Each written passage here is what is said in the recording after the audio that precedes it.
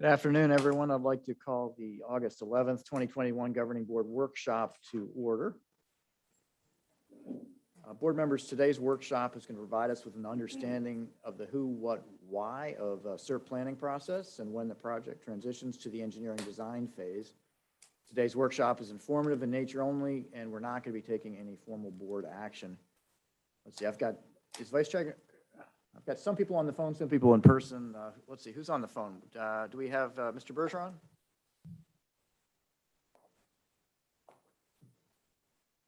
Ms. Meads? Yes, sir, Chairman, I'm here.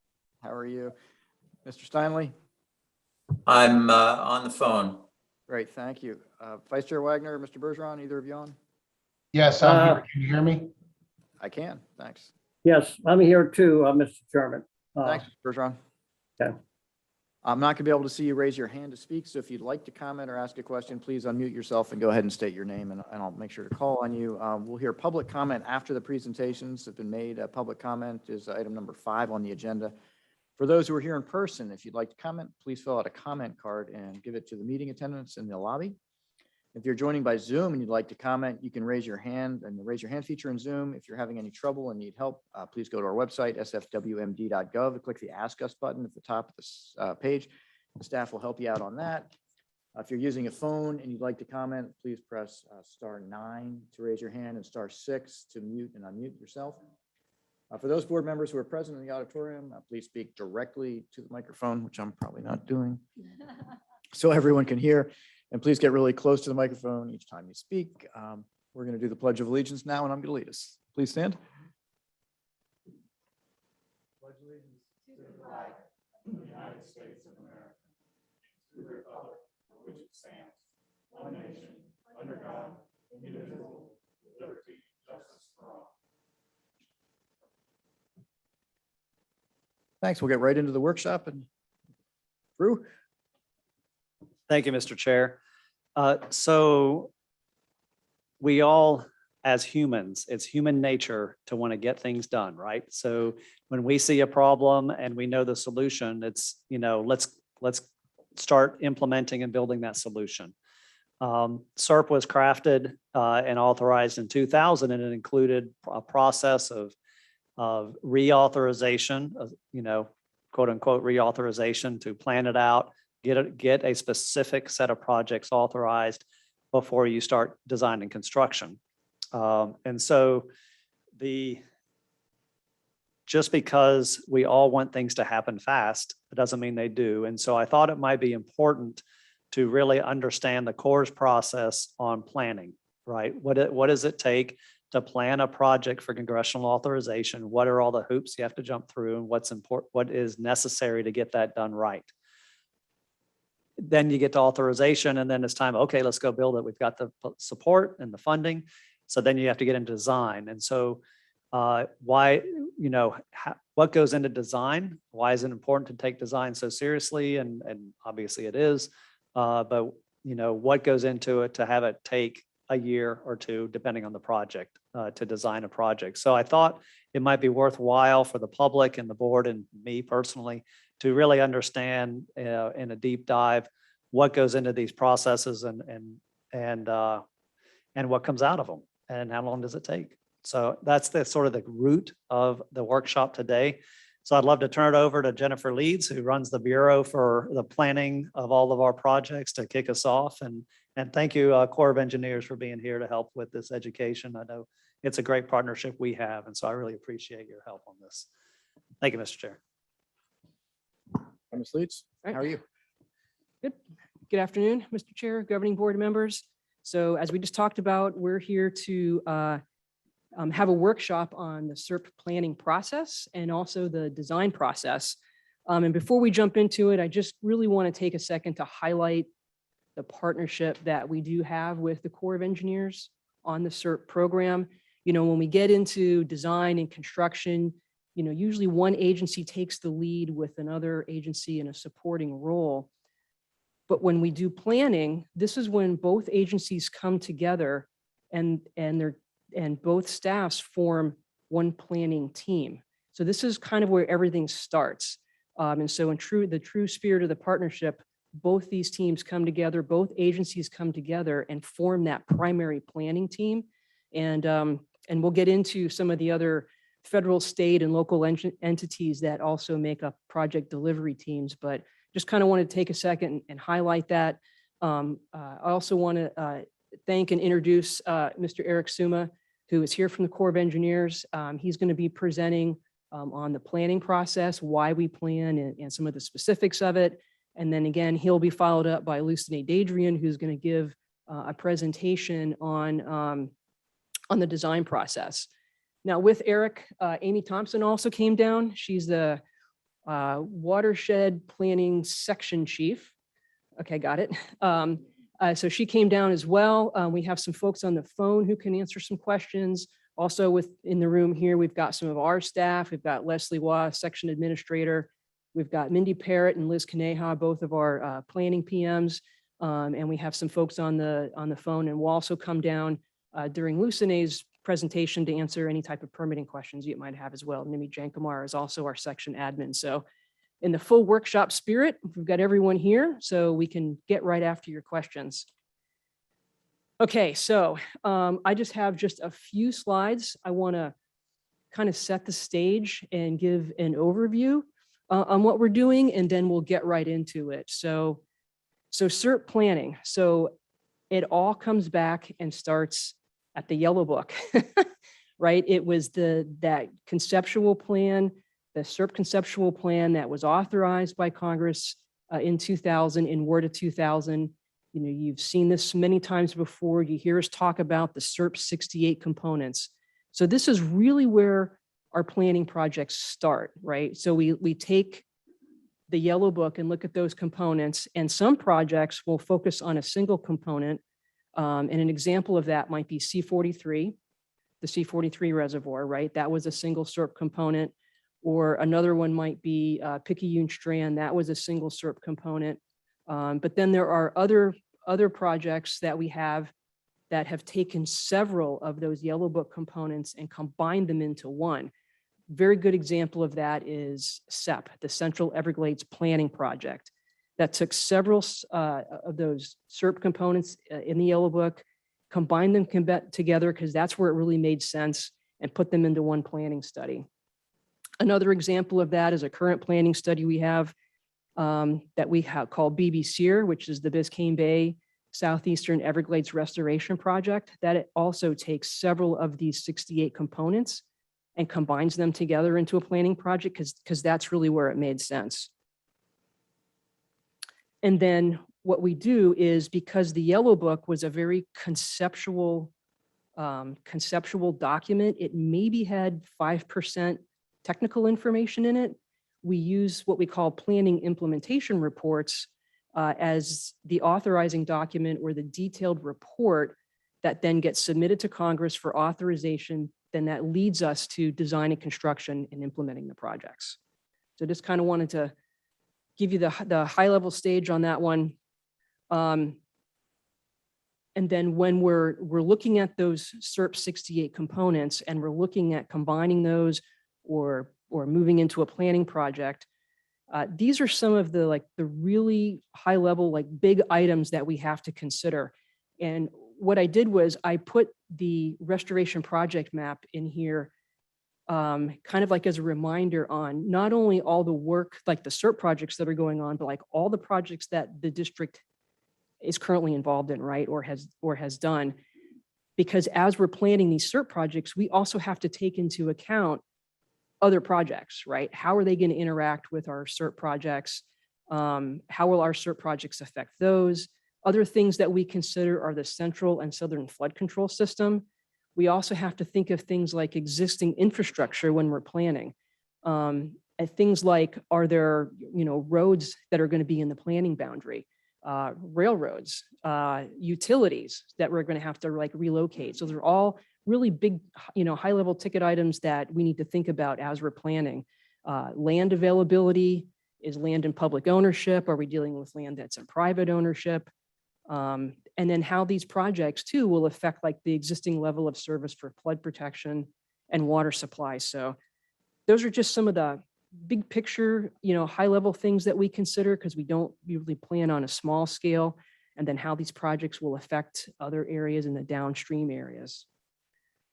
So having said that, kind of to set the stage, I want to first kind of give you the structure of how we have this workshop planned out. Each section that we go through, we're going to stop at the end of that section and take a pause, and then we'll do Q&A. So we won't go through the whole thing. We'll stop, we'll talk about it, see if you have any questions, and before moving on into the next section. And so that's why this overview is kind of broken up how it is. So we'll turn it over to Eric, and he'll kind of talk about like why we plan and the importance of planning. And then he'll stop and take a break. We'll do a Q&A. Then we'll go into like the planning process itself and what it is and some of the specifics and why some of those things are so important and why some of them take the time that they do. We'll pause then. We'll get into our current planning projects, which is the Lake Watershed Restoration Project. We'll touch on the Western Everglades Restoration Project. And then again, we'll touch on BBC. We'll stop and take a pause there, and then we'll move into the design and permitting process. Okay. So before I turn it over to Eric, I want to see if anyone has any questions before we move on. Anyone have any questions? I don't think so. Go right to Eric. All right. So with that, I'm going to turn it over to Eric Suma, and he's going to lead us through the planning process. Thanks, Jennifer. Eric. Good afternoon, board members, Mr. Chair. Thanks so much for having me down. This is the first time I've been in the office since COVID, right? So it's a real honor to be down here. And honestly, you're getting second tier. We had another individual, Dr. Kelly Keefe, who leads our studies for us in planning division. She was going to come down and talk to you. She's closer to them than I am often. She's really got a great grasp of and great detail. She's sick. She couldn't come down. So you guys got me. So hopefully it'll work out just fine. I plan on building on what Ms. Leeds just provided you and try to provide you a coherent picture of what happens in planning and really talk to you about how Serp planning is different from all of the planning that the Corps does in the rest of the country. Okay, so I know, just as Executive Director Bartlett said, people are interested in turning dirt, right? We want to get to moving projects as quickly as possible. Certainly we want to do that too, but it all starts with good planning right up front.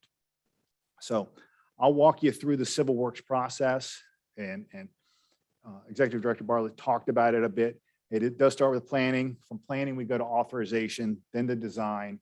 Then after we're done with design, we ask for funding for the construction, and then we're able to turn dirt. So that's the holistic process that we go through. I'll provide you a kind of a brief orientation to the Corps' planning program overall and the civil works program overall, and I'll focus then on South Florida. And then I'll talk about the successes and the challenges that we've had with Serp planning, and there's a lot of them, great successes. And then again, just as Ms. Lee's talked about, I'll walk you through each of the current planning projects just so you can get a flavor of where they are. Okay, so I won't spend a lot of time on this, but I just wanted to give you guys a flavor of where the Corps is, where Jacksonville District is, and how you guys fit into the picture, right? So as Executive Director said, and Ms. Leeds said, it's a partnership. We don't do anything without a partner, right? So we're so fortunate to have you guys with us, but we are competing against about 40 other districts across the country. So each of the yellow dots you see there is a district just like Jacksonville District, and they're all trying to get their respective projects through into Congress, into authorization, and turning dirt. Everybody's trying to do the same thing. We are fortunate in that you guys are so strong. You're always at the table. You bring a lot of expertise and knowledge that a lot of other non-federal sponsors just don't bring, frankly. And it provides an added benefit. And then we've got a larger stakeholder community here in South Florida that is energized about Everglades restoration and helps push as well, which really helps get projects through. So just want to provide that overall picture. Everybody's competing. This is a slide I wanted to show you because this is what Major General Graham takes with him when he's on the road. He's telling people about our program across the country. He shows this slide. And what I really want to point out, this shows you all of the civil works missions that the Corps works across the country. But right there in the bottom right, you can see the environmental and ecosystem restoration component of our civil works process. He puts it right down here in Florida. And the reason why is because 70 to 80% of all the aquatic ecosystem restoration dollars that the federal government provides to the Corps comes to the Everglades, 70 to 80%. So it's getting the lion's share of all the money. And so I just really like pointing that out. This is the slide that he uses. So real quickly, the Corps of Engineers in Jacksonville, we have a lot of work going on, of course, but we have 3 basic legs to our civil works stool. And I'll just briefly talk about them before I get into the ecosystem restoration. Flood risk management is a big leg. So if you guys have been on pretty much any beach in South Florida and most of the beaches across Florida, you might not know it, but you're likely on an engineered beach. We've been putting sand on beaches since late 60s, 70s, definitely. Certainly in Dade, if you've been to South Beach, I mean, we started nourishing that particular beach in the 70s. And prior to that, there were armoring and groins right up to the shoreline. And you guys might remember just how South Beach was back in the 70s. It's a completely different place than it is today, where it attracts international tourism dollars, you know, and it's a huge benefit to the overall economy. So there on the left, there's a picture of Jacksonville Beach. It's what it was in the 60s and what it is today. This is our main part of our mission. I've listed some of the planning studies that are ongoing right now that we're in the middle of. So if you're engaged in some of the other planning studies, you might see those here. But these are all projects that are ongoing. And then, of course, folks are familiar with Herbert Hoover Dike Rehabilitation. That's also part of the flood risk management business line. Navigation, I won't touch on this significantly, but we have 17 deep draft ports in Florida, and we have Puerto Rico as well. So there's a lot of deep draft navigation work. My point on both of these other business lines is they all start with planning, and they all go through the same planning process. The planning process we have here in ecosystem restoration is different from those other planning processes, and I'll explain why. So just before I jump into the process itself, I just want to pause. As Ms. Lead said, we're going to take breaks and just give you guys an opportunity to ask any questions you might have. Any questions yet? Okay. We'll get into the meat of it, and you guys will have some questions, I'm sure. So we'll start with the process. So planning overall, basically it's a vehicle for authorization. That's what we're doing. We're trying to plan to address a problem that we all recognize, and we're developing solutions to that problem and proposing those solutions to Congress for authorization. We need to have a planning report, a planning recommendation for Congress to consider. Over there on the right is basically the process that we go through. We identify the problem first. Here in Everglades Restoration, we put that problem on the IDS so that we can tackle it at a later date. And then we proceed with the study. Once we're done with the study, it goes up to headquarters and the chief of engineers signs it. Once that entity signs it, it goes over to the assistant secretary of the Army for Civil Works. They review, hopefully sign. Then it would go to OMB and then ultimately to Congress. So it's a pretty long road to get there, but that's basically the road. Along the way, prior to sending that report up, of course, the public is engaged in the proposed solution that we're recommending down here at the local level. In 2014, with Word of 2014, Section 1001, planning changed dramatically. Prior to Section 1001, planning studies were unconstrained in time and budget. They went on for years often and multi-millions of dollars, all just trying to get to the same place, a feasible recommendation for Congress to consider for authorization. But again, there were no constraints. So Section 1001 brought consistency to the planning process. All studies were now required to follow the same rules. All studies were now 3 years and $3 million to try to make them go faster, be less expensive. There were exceptions provided in that same section for projects that have significant complexity. And I'll show you how the Everglades Restoration Program falls into that complex paradigm. So since we're to 2014. I just wanted to kind of think about how successful have we been. Planning changed in 2014 significantly, but we've still been planning since then. How successful have we been? And I think this slide shows that this combined group, again, Water Management District, State of Florida, and the Corps of Engineers have been quite successful in achieving authorizations. So again, I didn't take all the authorizations back from before, from 14 and before. I just started at 16, but this is what we were able to get authorized. So I went ahead and included the other authorizations that the Jacksonville District put through in addition to the Everglades restoration authorizations. So 16 quite successful with Serp, 18 the fantastic effort with the EAA in 2020, a huge effort. All of the authorizations the Jacksonville District got were completely Everglades related, which is obviously rare if you look at this slide. And then I also went ahead and put on the expected authorizations for 2022. So we're working through these now. It's not all done. This is what we expect. But I expect to pull Lope across the line with your help and the help of the team in this room. And then also we're going to get a new cost for IRL South. That's my hope. You can also see the other projects that we're working that are associated with the Bipartisan Budget Act of 2018. They gave us a bunch of money to help with hurricane damage and storm risk along the coast. So those are those other projects that I'm hoping we pull across the line and get the chief to sign.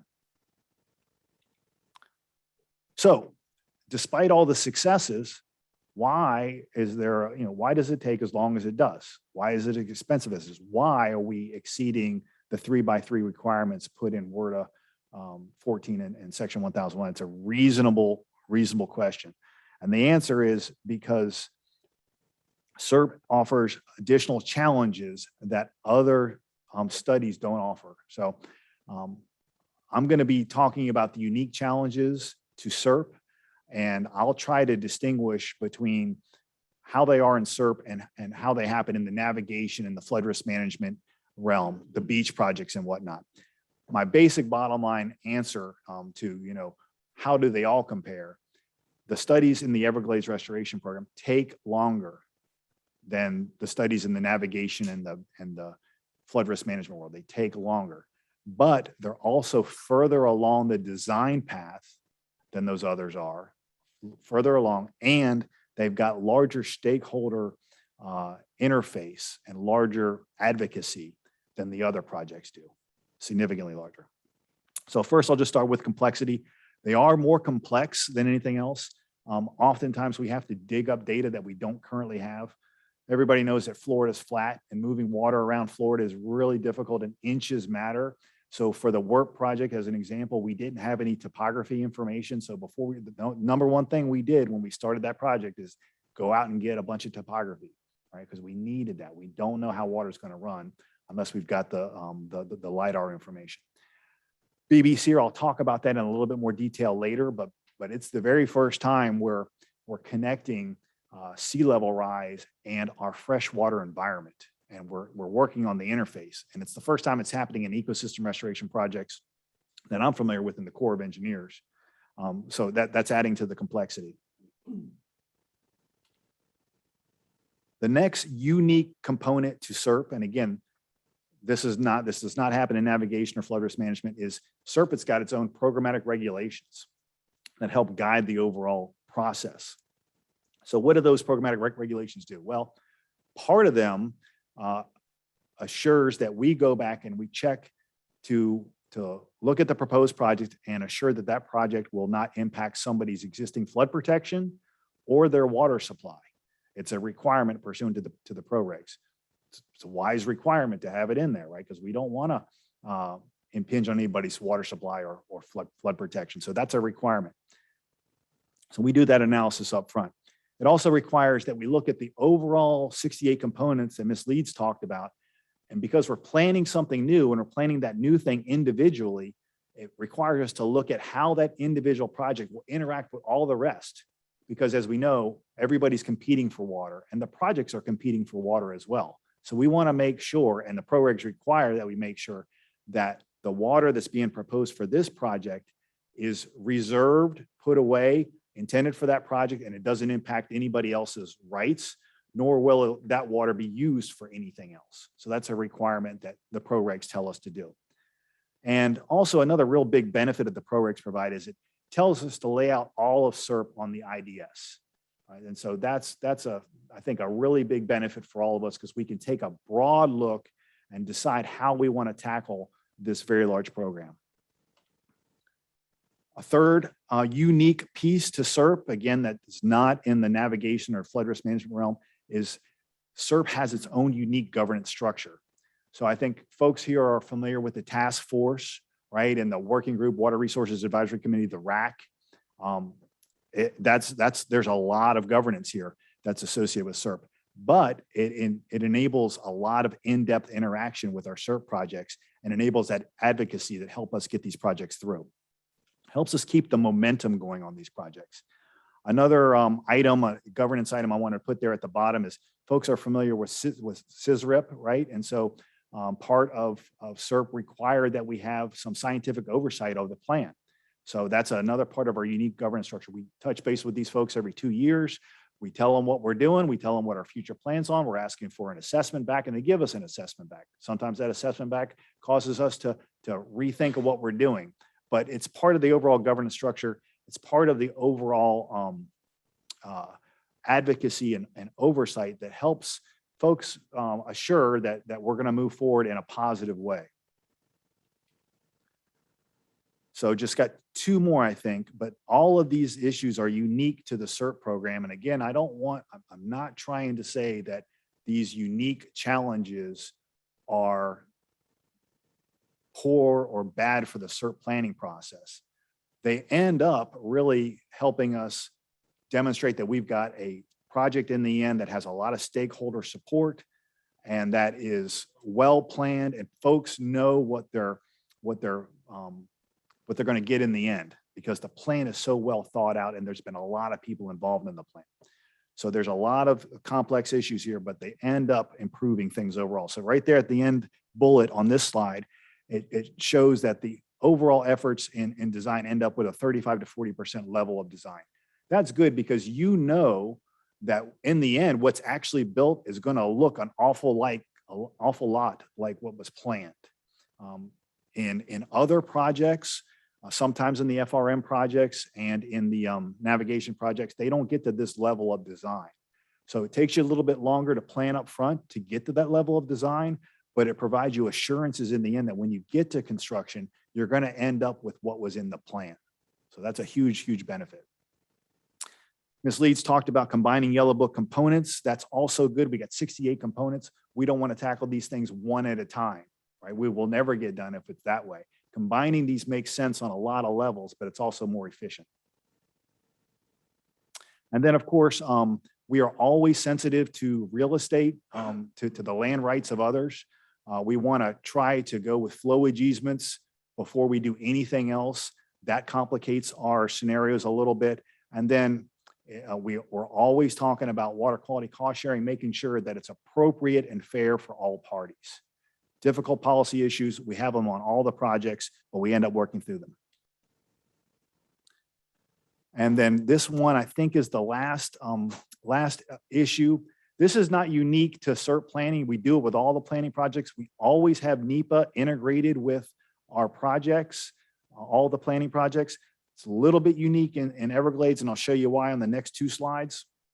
But this is also good because when you get a plan that's authorized by Congress, if we've gone all the way through the planning process, you know that proposed project is compliant with all the existing environmental laws. So it's fully compliant. You don't have to worry about planning something, trying to go to construction, and then maybe having an endangered species issue that you weren't prepared for. It's already been managed through the planning process. We also have a lot of great tribe engagement here and public engagement. The interaction with the tribes that live on the landscape help us better understand what's going on in a way that we wouldn't otherwise have. And then one of the bullets here is really important too. Doing all the work that we do up front in NEPA helps permitting go faster when we get to construction. We don't get all our state permits at the planning stage because they require even a higher level of design effort than 35 to 40%. But with all the work that we do up front, it makes permitting go easier at the construction phase. And so real quick note on the public engagement in Serp projects versus non-Serp projects. Here is a typical non-Serp project.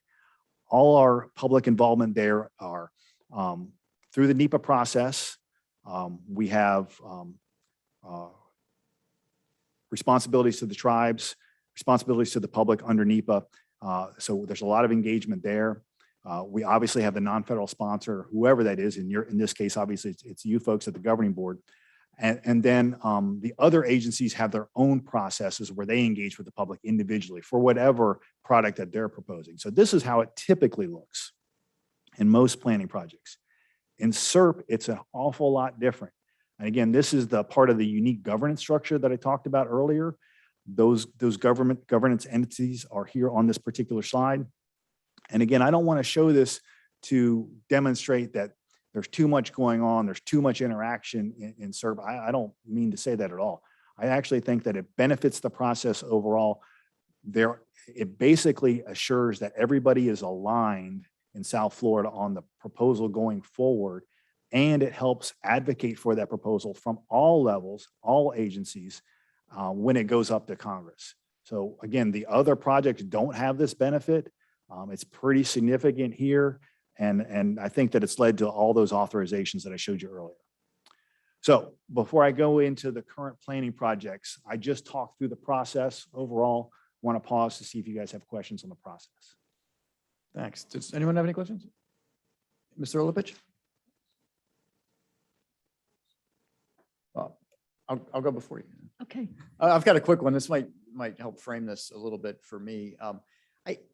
I guess I have a tough time wrapping my head sometimes around what the Yellow Book is. That's Serp, right? Which was passed in 2000, but that is not an authorization. So what is Serp? Mm-hmm. It is an authorization. It was authorized in the year 2000. Okay. But it wasn't authorized with the level of detail that you normally have in these other studies. So what we would call it today would be a large watershed scale authorization. And with all our watershed studies, have you guys been engaged or familiar at all with the SACS study that the Corps is engaging on? So the SACS is a large coastal study. Yep. That's also a watershed study. It's larger than Serp.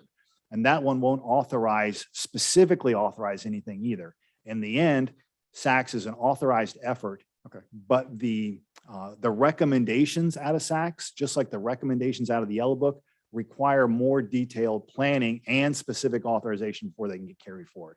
So it's an umbrella. The Yellow Book was an umbrella authorization that required additional specific authorization for each of the project components. Gotcha. So you're going to need, unless you combine them like you did in SEP or BBC, you're going to need 68 separate authorizations for each of the components. Right. And so we've been combining for quite some time. LOPE is combined, WERP is combined, Loxahatchee is combined. So we've been on the path of combining for quite a while because it makes sense for a lot of different reasons. And we don't have to do 68 individual authorizations. Got it. Thanks very much. Mr. Olepich? Great. Hello, Mr. Suma. So nice to see you. You too. I have a few specific questions. If you could go back to page, let's see, it's about the IRL. I think it's 16. This one? Yes. Could you just tell me what the in the Indian River Lagoon South Section 902 Yes. and what is the asterisk for? Thank you. Yeah, great. So Section 902 is basically the cost limit that is associated with all the authorizations. So one component of a proposed project that we send up is we want to do X and it's going to cost Y, right? So there's always a cost that goes up with the plan. So Congress authorizes the plan and the cost. Section 902 says, hey, we know that there's going to be time between the congressional authorization and the time you get to build it, and inflation happens and other things happen. So Section 902 says you can adjust that authorized cost for inflation and other factors, but you can't exceed inflation and other factors. If you exceed it, then you have to come back and ask us for additional authorization to go above your 902 limit. So in IRL South, that's a old project that was authorized in 2007, I believe. So the cost is quite old. There's been a lot of just changes to the landscape in addition to inflation that's happened since then. So the cost has gone up. So we're going to be asking Congress to extend that cost. And the asterisk is this one will not require a chief's report. It's going to require a director's report. So you guys might remember Mr. Al Lee, who used to be down here in South Atlantic Division as the programs director. He's now the Civil Works Director in the Corps. He's the Director of Civil Works. So Jacksonville District with the team here and in South Florida is developing a validation report, director's report, that talks about the benefits that we intend to achieve by completing IRL South and how much that will cost. That'll go up to Mr. Lee for consideration. If he signs it, it'll go on to Congress for consideration to raise the costs. Thank you. And did you have a Yeah, question? just follow up on that. Is your 902 funding cap, is that a number or a formula? It's a number. So it could, I'm sorry. Well, how do you do that? the authorization is a It's gotta be number. both. Yeah, the authorization is a number, and then the components that go into it are a formula. Thanks. And so basically, it's the same concept with C-43 and C-111? Correct. Okay, thank you. My next question. Mr. Chair, I'm sorry. Did I say something? if I could add just one thing, one of the examples, Serp was authorized, and many of these components have to do with water storage, reservoir type features. One of the significant issues, and you'll see many of the reservoir components requiring 902 limit increases, is because you may recall after Hurricane Katrina, the Corps changed their requirements for dam safety and levee safety, and those became greatly increased, really increasing the cost of a lot of features. And you really see that in the Serp components because so many of them included levees and reservoir type storage. And so a lot of the increased costs for components within Serp had to do with those changes. Thanks, Mr. Robinson. That's a great point. Thank you. I have a few more. Keep sorry. going. On page 20, This one? yes, sir. So at the end, there, National Academy of Sciences. Could you talk a little bit more on that? Like, I remember for me years ago, that seemed like such an important thing. And I would like order all the books online, and I have a little library in my office. And then I kind of stopped ordering them as much because people weren't talking about them as much anymore.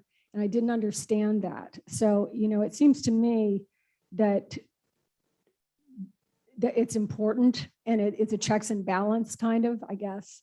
But could you speak about it? And does the Army Corps, how do you, like this year, or it was last year perhaps, I saw an article in some newspaper, about it. But we didn't speak about it here at the district.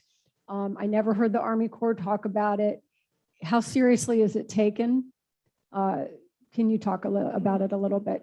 Sure. So, and I might need some help because we have an upcoming engagement with these folks happening very soon. And if you don't have the information, we're happy to get it to you. It's on Friday. It's on Friday. Friday. Eric. Yeah. Okay, Friday. So yeah, so there's, this is a group of scientists appointed by the National Academy. They rotate, so they're not always in that same position. They get appointed, recommended, and then appointed.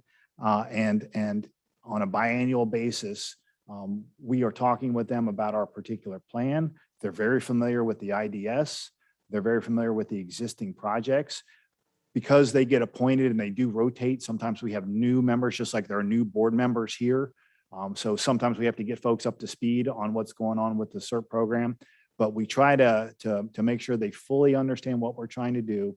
Because they're scientists, they're very interested in the performance measures, the ecological performance measures that are associated with the projects, and how we're developing those, how we're getting those, who's reviewing those. So they ask us a lot of questions in that regard. And then they make recommendations. And just as you said, they provide a report in the end based on what they've heard from us and provide some feedback to us. So it is a super important part of our governance structure. What are the main things lately? Well, like I said, we have an engagement this Friday. So, and I have not been engaged with a particular group. I've been gone for about 8 months. I'd be happy to pass it to any of the team that's here. But because we're going to be meeting this Friday, it's basically the first introduction to this new board, this new group as to, what's going on.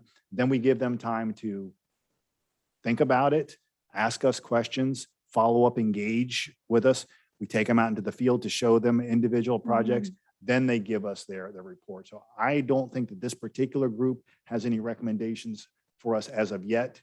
And please, if anybody can correct me on that, let me know. But I don't think we're at that stage. Yeah, you're exactly right, Eric. Okay. So Friday is the meeting where the committee starts to set their scope for what their biennial report will include.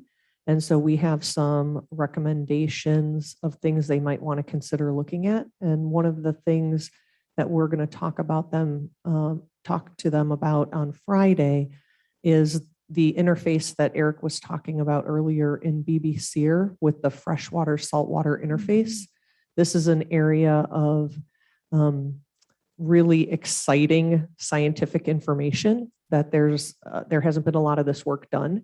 And so we will be forging new ground, the Water Management District and the Corps, in this area of exploration and scientific work. And so it's one of the areas that we're recommending the committee might want to think about considering for their report. Thank you. Thank you very much. That's interesting. And I wish there were more talk about it. I just want, it's an opportunity to say that here. I think for the, in the public, for the agencies, I don't know what the Corps does, but I think it's, and sometimes maybe it's not always comfortable, but it's good to have those conversations. And then my last question is on page 21. And I'm sorry, I just didn't get this. Can you Sure. please explain it to me again? Because I could tell it was important. What do you mean by effort designs to the 35-40% level, please? Sure. And just on the engagement Friday, so it's a public meeting. So if you have not seen it, we want to get it to you. But that also just tells me we need to probably do a better job with our announcements because it's an engagement of significance and the public is invited. And so if you're hearing about it for the first time today and it's a Friday engagement, we need to do a little bit better. So I'll take that back to the team and we'll talk about that. But to your question about this particular bullet. So when we're planning for authorization, we don't plan to fully engineered drawings all the way done so that somebody could get out there tomorrow. That is a significant level of effort. So just as I showed you let me just go back if you don't mind. I'm sorry, right here. So this is the stepwise process, planning first, then we go to authorization. If we're authorized, then we can go into design. So in the planning stage, we're able to get up in Serp project, which is a little unique, 35 to 40% design level, which is very good.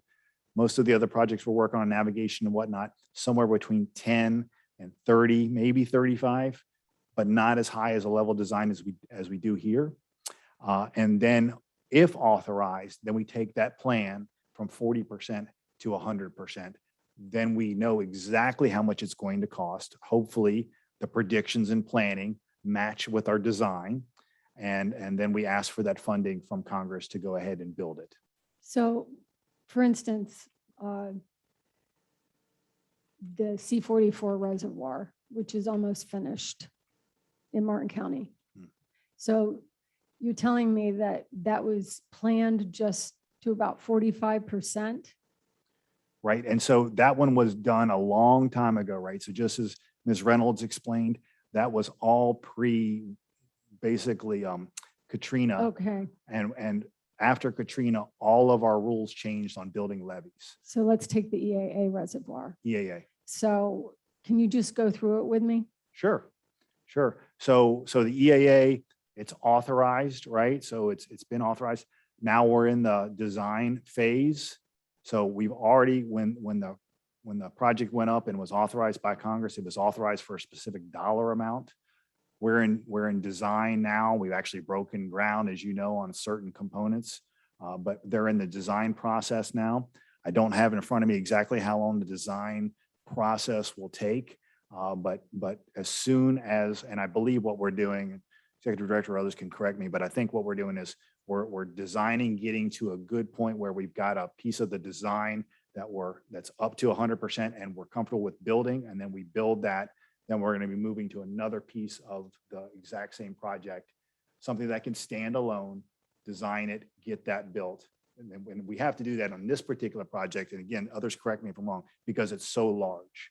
It's such a huge project requiring a significant amount of dollars in Okay, investment. so just as a common person Mhm. trying to understand this, and there are other people listening too that may not totally get it. Sure. So you plan 45% Mhm. of the design, Right. but not the whole thing. Not the whole thing. And Well, then you start building it. no, ma'am. Okay. So it's my fault if it came across that way. So we get plans done up to 45% level. We get it authorized. Once it's authorized, Congress says you can plan, you can design further. You can design further. So you can design Okay. from your 40% level to Okay. 100% level. We design, once we get to a good point where we're basically 100%, we ask for permits on that 100% and we go off and build. I'm sorry, I needed to hear it like That's okay. that. Thank you. No problem. Very much. So of the 68 components, have you designed to the 35%, most of them? Is that, or No, sir. So Some of them? on the ones that have gotten individual specific authorization, yes. Okay. But on all the ones that we haven't initiated planning on, they're still at basically a 5% level. 5%? Great. Colonel Roman? Yes, and thank you, Mr. Chair. And thank you, Mr. Suma, for being here today. My question happens to be related to the 3x3. Mhm. I think that was surprising to me that until that point with Word of 2014, that the Corps wasn't under any standard type process, or at least a performance measure. My question has to do with the 3x3 in relationship to Serp. Was Serp given an exception, or does the Corps just treat it differently and allow it to take longer? It was not given an exception to 3x3. And because of the complexities that I noted previously, they tend to exceed 3x3. And so we have to request an exception under that section 1001. The exception process basically initiates here in partnership with the Water Management District to understand, okay, how much money and time will it take us to get the 35-40% design? We lay that out, and then we send that up to, at least from from the Corps side, we send it up to headquarters for review, hopefully approval. And then if it's approved at headquarters, then it goes over to the ASA's office. And if they approve it, the ASA, then we can move out with that proposal. So based upon that body of work related to Serp, just from the planning process, what would it be? A 6x6, 7x7? What's the average? Yeah, so the average, that's a great question. I did some recent analysis when I was up in South Atlantic Division. And on average, it's around 5x5 on average. Sometimes a little bit more, sometimes a little less. 5x5 is somewhere in the right range on average. So before anything happens, just to study a Serp project, it would take 5 years and $5 million. And that's doing them the way we do them today, combining the components, all of the information that we try to put into them to assure 35 to 40% design. Yes, ma'am. So then my next question has to do with, where are the areas in this process that could be maybe tweaked a little bit to be more adaptable to sometimes when you don't have 5 years, or I know that's the average, I'm just using it as a guideline, when you don't have 5 years to wait? That's a great question. So we talk about that frequently here. So perhaps an examination of the uniqueness of SERP and deciding what things you want to put off into design. So we call it risk-informed planning today. And so we know that when we don't do something in the planning phase and we push it off into design, we're taking some risk when we do that, but we consider what that risk is, analyze the consequences if that risk is realized, and then we try to design management measures for that risk. So we do that with some frequency. So the best answer I can give you today to your question would be analyze the unique processes that we have in SERP. Think about what you're willing to push off into design, understand the consequences associated if it goes poorly. But then we can work on maybe changing that together at headquarters, because some of these things were now put in programmatic regulations that would have to be potentially changed. Not all of them, but some things, if we wanted to change the pro regs, we would have to go through a process to do so. Well, we've been at this for 20 some years, right? Mhm. And is there any benefits that we could gain from some interagency cooperation? Because I would think that some of these things that the Corps has to go through in terms of permitting and all these other things, that maybe there's a way, since we've been at this for so long, that we could streamline. I don't know. I'm not in the weeds with it like you are, but certainly if we're still going through the same system over and over again, I would think that we would have gained some efficiency somewhere. Mhm. Well, I agree with you. And I do think that we do have some efficiencies gained from our partnerships. I mean, I tried to list most of the governance structure, but I didn't list all of the internal governance structure that's even at a lower level with the agency staff that we do have. But we do have monthly and quarterly meetings with all the agencies to make sure that we're all on the same page and aligned. I think we have a broad cooperation across the agencies, understanding what the goal is and reaching towards that goal. Could things be more efficient? I'm certain that they could be. So, programmatic biological opinions, programmatic permitting, there are things that potentially already have been examined. And we should continue to examine those types of things to see if there's some benefits to be gained. And then the alternative, because the waiver process is long, and I'll talk about that when I get into the projects, the waiver process is a little bit long. If we all, as a collective group, decide that, going through the waiver process is difficult, and we appreciate the benefits of the uniqueness of SERP and all the information that we get out of it in order to get to a 40% design. If we appreciate all that, and we just want to recognize that up front, then you could ask for a programmatic exception to 3x3 and make it 5x5 for SERP, if anybody had the tolerance for that. But that is another way you could do that. But that would be more transparent, to say if we wanted to do anything, it's going to take 5 years and $5 million to study it first. Mhm. Yes, ma'am. Thank you. Mr. Butler? Just one question. From the planning level to design, I realize that a certain project has a desired outcome, but is there any other guardrails that say the design has to stay within this certain parameter based on the plan? Or is there any type of requirements there, or can you take a plan and in design change it to look totally something different, but still, I would imagine you still have to be covered by the ultimate goal of that project? I don't know if that makes sense or. It does. I think so. So tell me if I'm not answering your question, but so yes, we are bound by the authorization that Congress provided. So depending on how tight that authorization was written is what we're bound to. So Congress provides usually just basic phrases in their bills that say what they're authorizing, but they're pointing back to the chief's report. So this is the summarized report of the planning study that the chief of engineers signs. So when we are looking for discretion to tweak a design post authorization, the limitations are in that chief's report. Okay. So that's really where the discretion lies.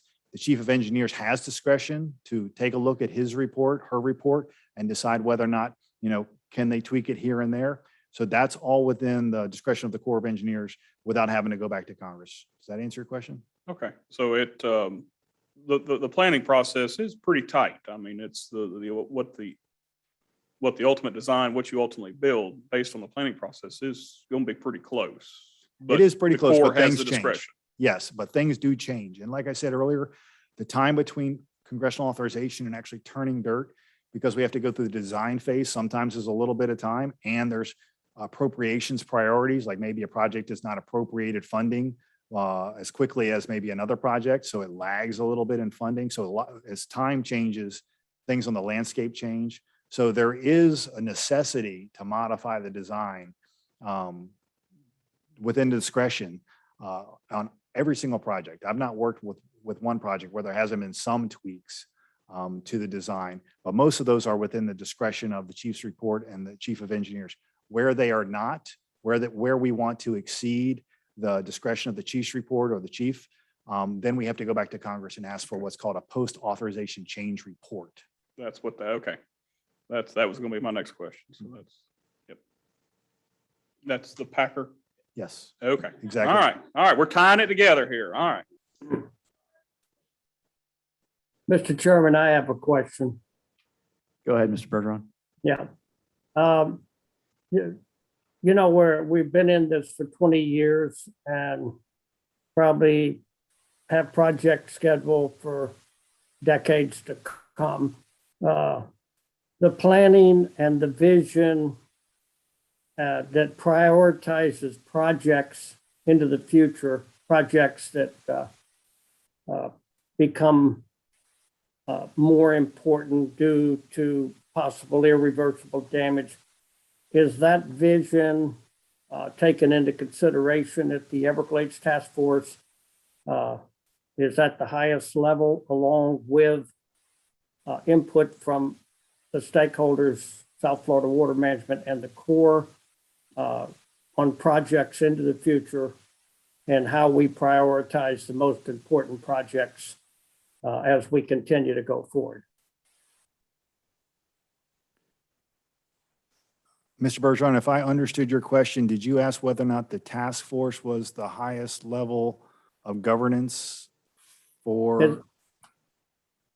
Yeah, as far as the vision of projects that are most important, since we may be doing multiple projects over the next couple of decades. Well, sir, yeah, I think I'll answer your question in just a few different parts. The governance structure that I did show you demonstrates that the task force is the, use the word higher, but it's the most complete, largest governance structure. It involves federal, state, local entities, tribes, all at the table, considering the overall program and the overall plan. So yes, and that's one part answer to your question. The other part is the integrated delivery schedule that's required pursuant to the PROGREGs is developed in coordination with the folks here, with the Water Management District, with the state of Florida, and with all the stakeholders.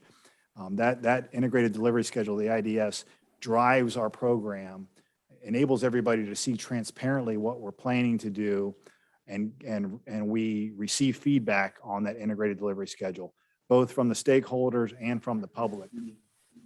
So obviously that's a big driver where all the entities that are advocating for Serp get some input as to how the plan goes. And then that input is commensurately shared with the task force on a periodic basis as we meet. Did that answer your question, sir? It sure does, and thank you. Mr. Olipich. Thank you. I wanted to ask Colonel Roman if she would share with Okay. Just Duma wanted to make sure you were muted. about Picayune Strand. You mean share the success that Yes. this board and the Corps of Engineers Yes, had by and how working together? Kind of sped it up. You know, what happened there, and I don't know how familiar you are with that, Mr. Suma, but as I've discussed with General Graham, you know, working concurrently versus sequentially sometimes makes a big difference. Now, I'm sure that's not necessarily taken into account maybe in the study portion of the project, but in this case, the Corps was able to plug additional miles of the Facka Union Canal, and we were able to turn on the Facka Union pump station, which was already built, was sitting there, having spent, you know, millions of taxpayers' dollars, ready to run. We were able to turn it on and get the restoration benefit for an additional 2,000 some acres before the project was complete. And then we'd finish plugging the canals and turn everything on. So this is a common conversation that I've had with General Graham. Where are opportunities to work more concurrently versus sequentially? I like to say parallel versus, you know, linear, but he likes the words concurrently and sequentially. So, you know, that's, maybe we should look for those opportunities in the planning process too, in the study process and everywhere we can to have more things going on than one thing in a very linear fashion. But it was a success story thanks to the great partnership with the Corps of Engineers in the district and some smart folks on our district modeling team. And there were a lot of people involved with this. And thank you, Jackie, for highlighting that. But that's kind of the idea. Yes, ma'am. Super cool. Yeah. Really great. And when I talk about the projects next, we'll talk about one opportunity that we should continue to pursue. I think that we pursue together going forward that enables concurrent work. So I'll talk about that with the project slides Super. next. But before I go there, any further questions about the process? I don't believe so. Thank you very much, Mr. Suma. Okay, skipped one. So I just have 3 projects, as Ms. Leeds identified. We're going to talk about LOPE, WARP, and BBC. Each one of these things, each one of these projects is super complex. They got their own complexities, their own issues. And with each one, just as I highlighted earlier, we're asking for waivers on them in order to get them through congressional authorization, right? And the waiver process is just, you know, it's a process. It's not friendly. It's a bit cumbersome, stating that professionally and as a professional opinion of being an entity who has to push these things up. So there could be some improvements there. I'll certainly admit that, absolutely. But this particular project is now left Major General Graham's desk, and it's over at the ASA's office, in part because of the great meeting that you guys had just 2 weeks ago with Major General, 2 weeks ago, I believe, with Major General Graham down here, where he got to speak to you folks directly, understood the importance of moving, and this project has now left his office and is over at the ASA. So, important point about this particular project and the diagram that you see there. This project has changed from what may change, will likely change from what you see here. So what was proffered to Major General Graham and General Spellman some time ago was this larger project, which you see an above ground storage feature, wetland restoration, and 80 ASR wells. Due to concerns about the location of the wetland attenuation feature, the piece in blue, this project, Major General Graham has, and General Spellman has asked us to re-examine this project without that feature in there and to include the wells and the wetland restoration features alone. So long story short, we have submitted, pursuant to the direction from his office and Mr. Lee, a schedule going forward that enables us to provide a new plan with just the ASR and the wetland restoration features. Do the benefits calculations. What do we get for that? If we just do those pieces instead of the whole thing, what do we get for that? Put that in a revised report, send that out to the public, get public feedback. And then once we get public feedback, incorporate that feedback into the plan, send it up to headquarters for authorization. The goal is we're to 2022. So I think you guys are tracking that we basically have infrastructure bills every 2 years. That's the way it's been over the last decade or more. So we're tracking Word of 2022 for authorization for this effort. So what's your timeline for having the public input and sort of being complete so you can submit a package to Congress? So our timeline is to have this whole process done in the summer of 2022.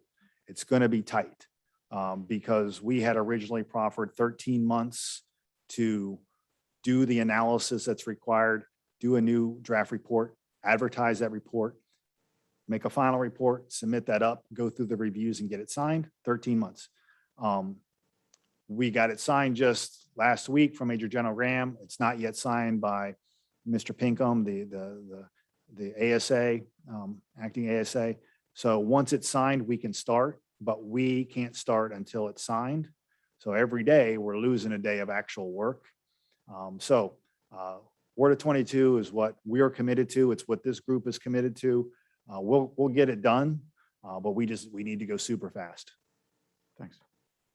And we're going to need your help. So because it's going to be coming late in the year in 22, typically, we like to get things in by May, no later than May, because I think it may push beyond May a little bit. We'll need your help just making sure that folks understand this one needs to be in the WRDA. That there could be some certain help there. Okay, I'll go to the next study. This is the Western Everglades Restoration Project. So the picture on the right is so small because the project is so large. So just to give you an example, if you took the entire state of Rhode Island and you laid it on here, I mean, that's what it is. It's huge, right? It's such a huge project.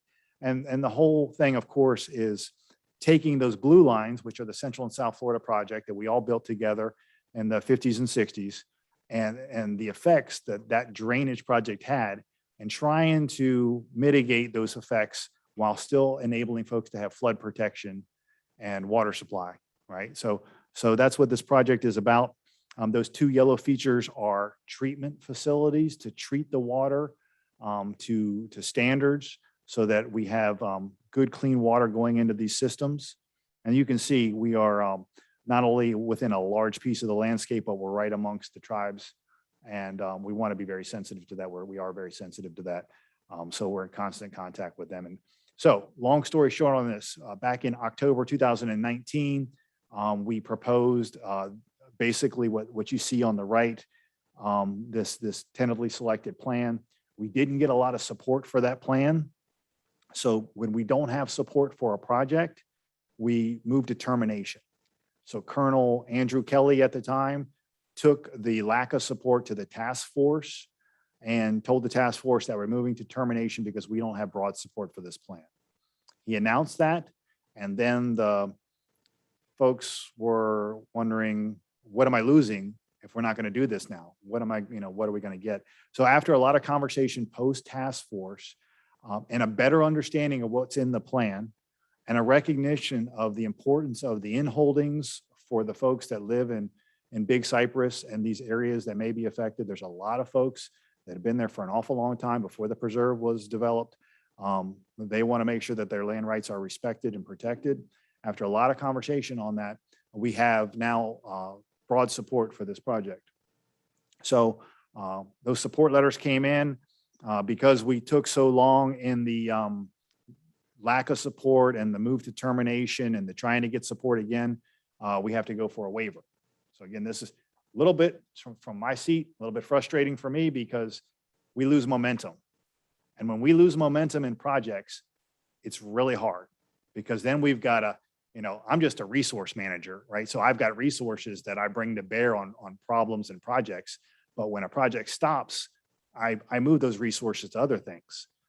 Project gets re-energized. I've got to pull resources now, which have, done something else, working on something else important. And so the waiver process really could use some fixing because we don't want to lose momentum like we've lost here, but we can get it re-energized. Different from the LOPE project, we haven't gotten to the TSP. So as I told you before, we had a preliminary TSP. We shopped it around. We didn't get support. We moved to termination. So we never got to a formal TSP. That's an important milestone.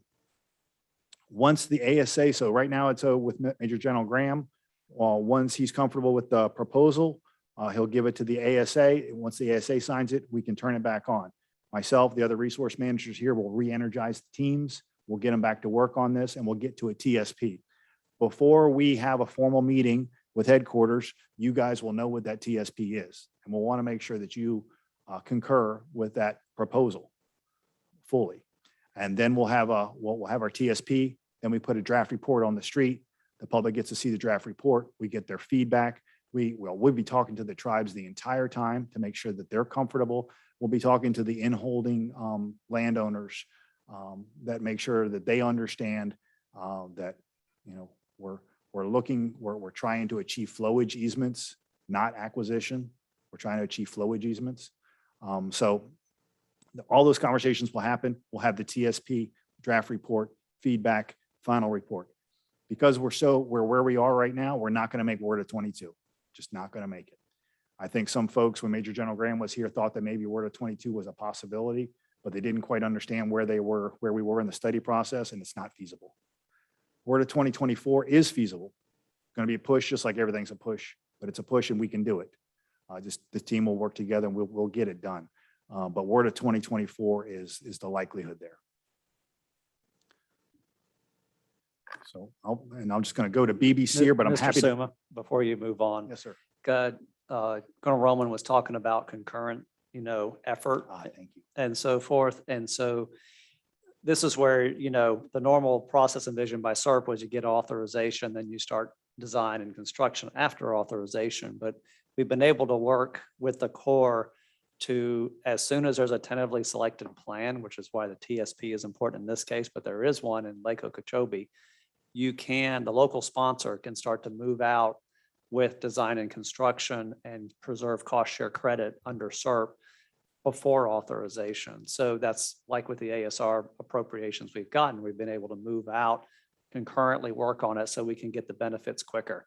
And in WRP, we are pushing, we understood with the conversation with General Graham that we weren't going to make 2022. So then the push became, can we get the tentatively selected plan sooner rather than later? Because you may have heard Mr. Bergeron say the southern part of that system where you can start adding more flow out of Conservation Area 3A through Big Cypress is very important for managing the Central Everglades. And so we are leaning as a district on pushing for that tentatively selected plan so that then we can move into design and construction of some of the features that are don't need to be worked out further, if you would.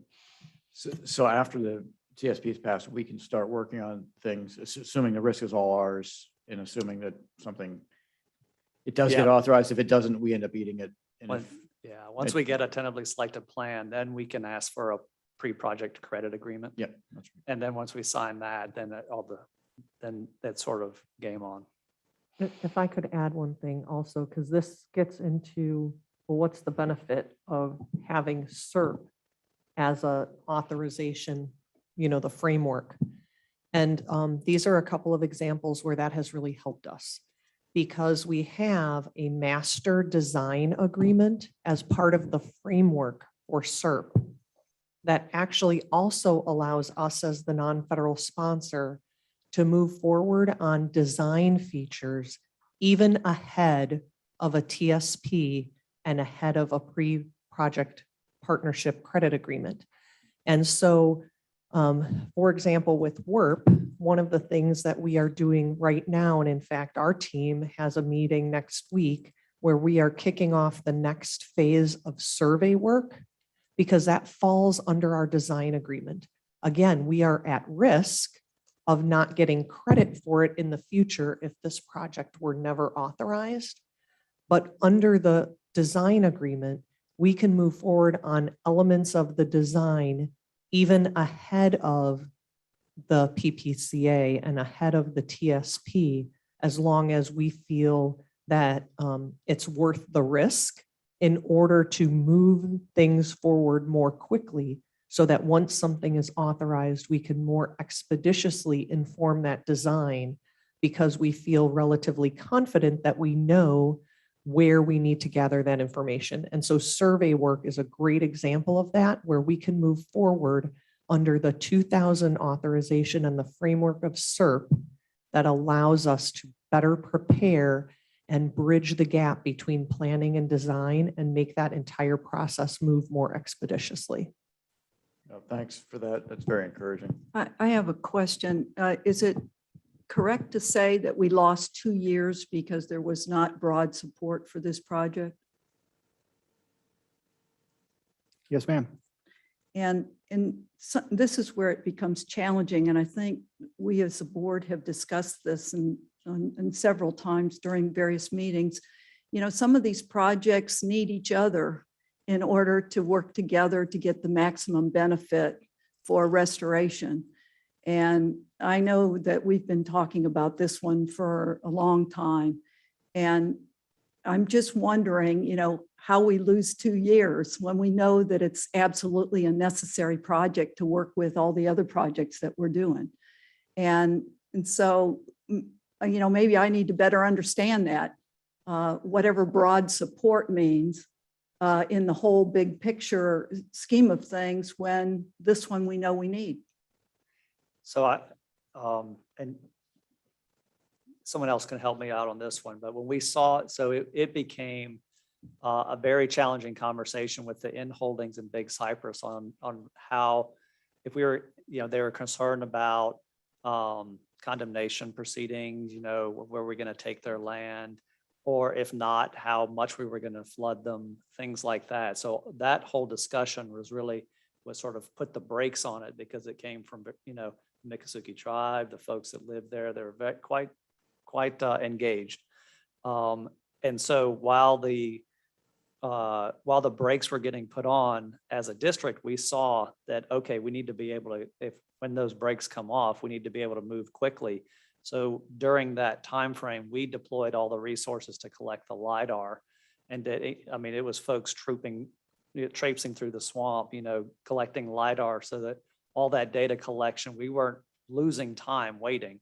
We were actually trying to fill the gap while we were waiting on process with the necessary data collection. So when the process freed up, we could hit the ground running. So, but I'm not sure if there's more that went on in that, or whether, you know, that was a successful strategy, but that was what the district was trying to do.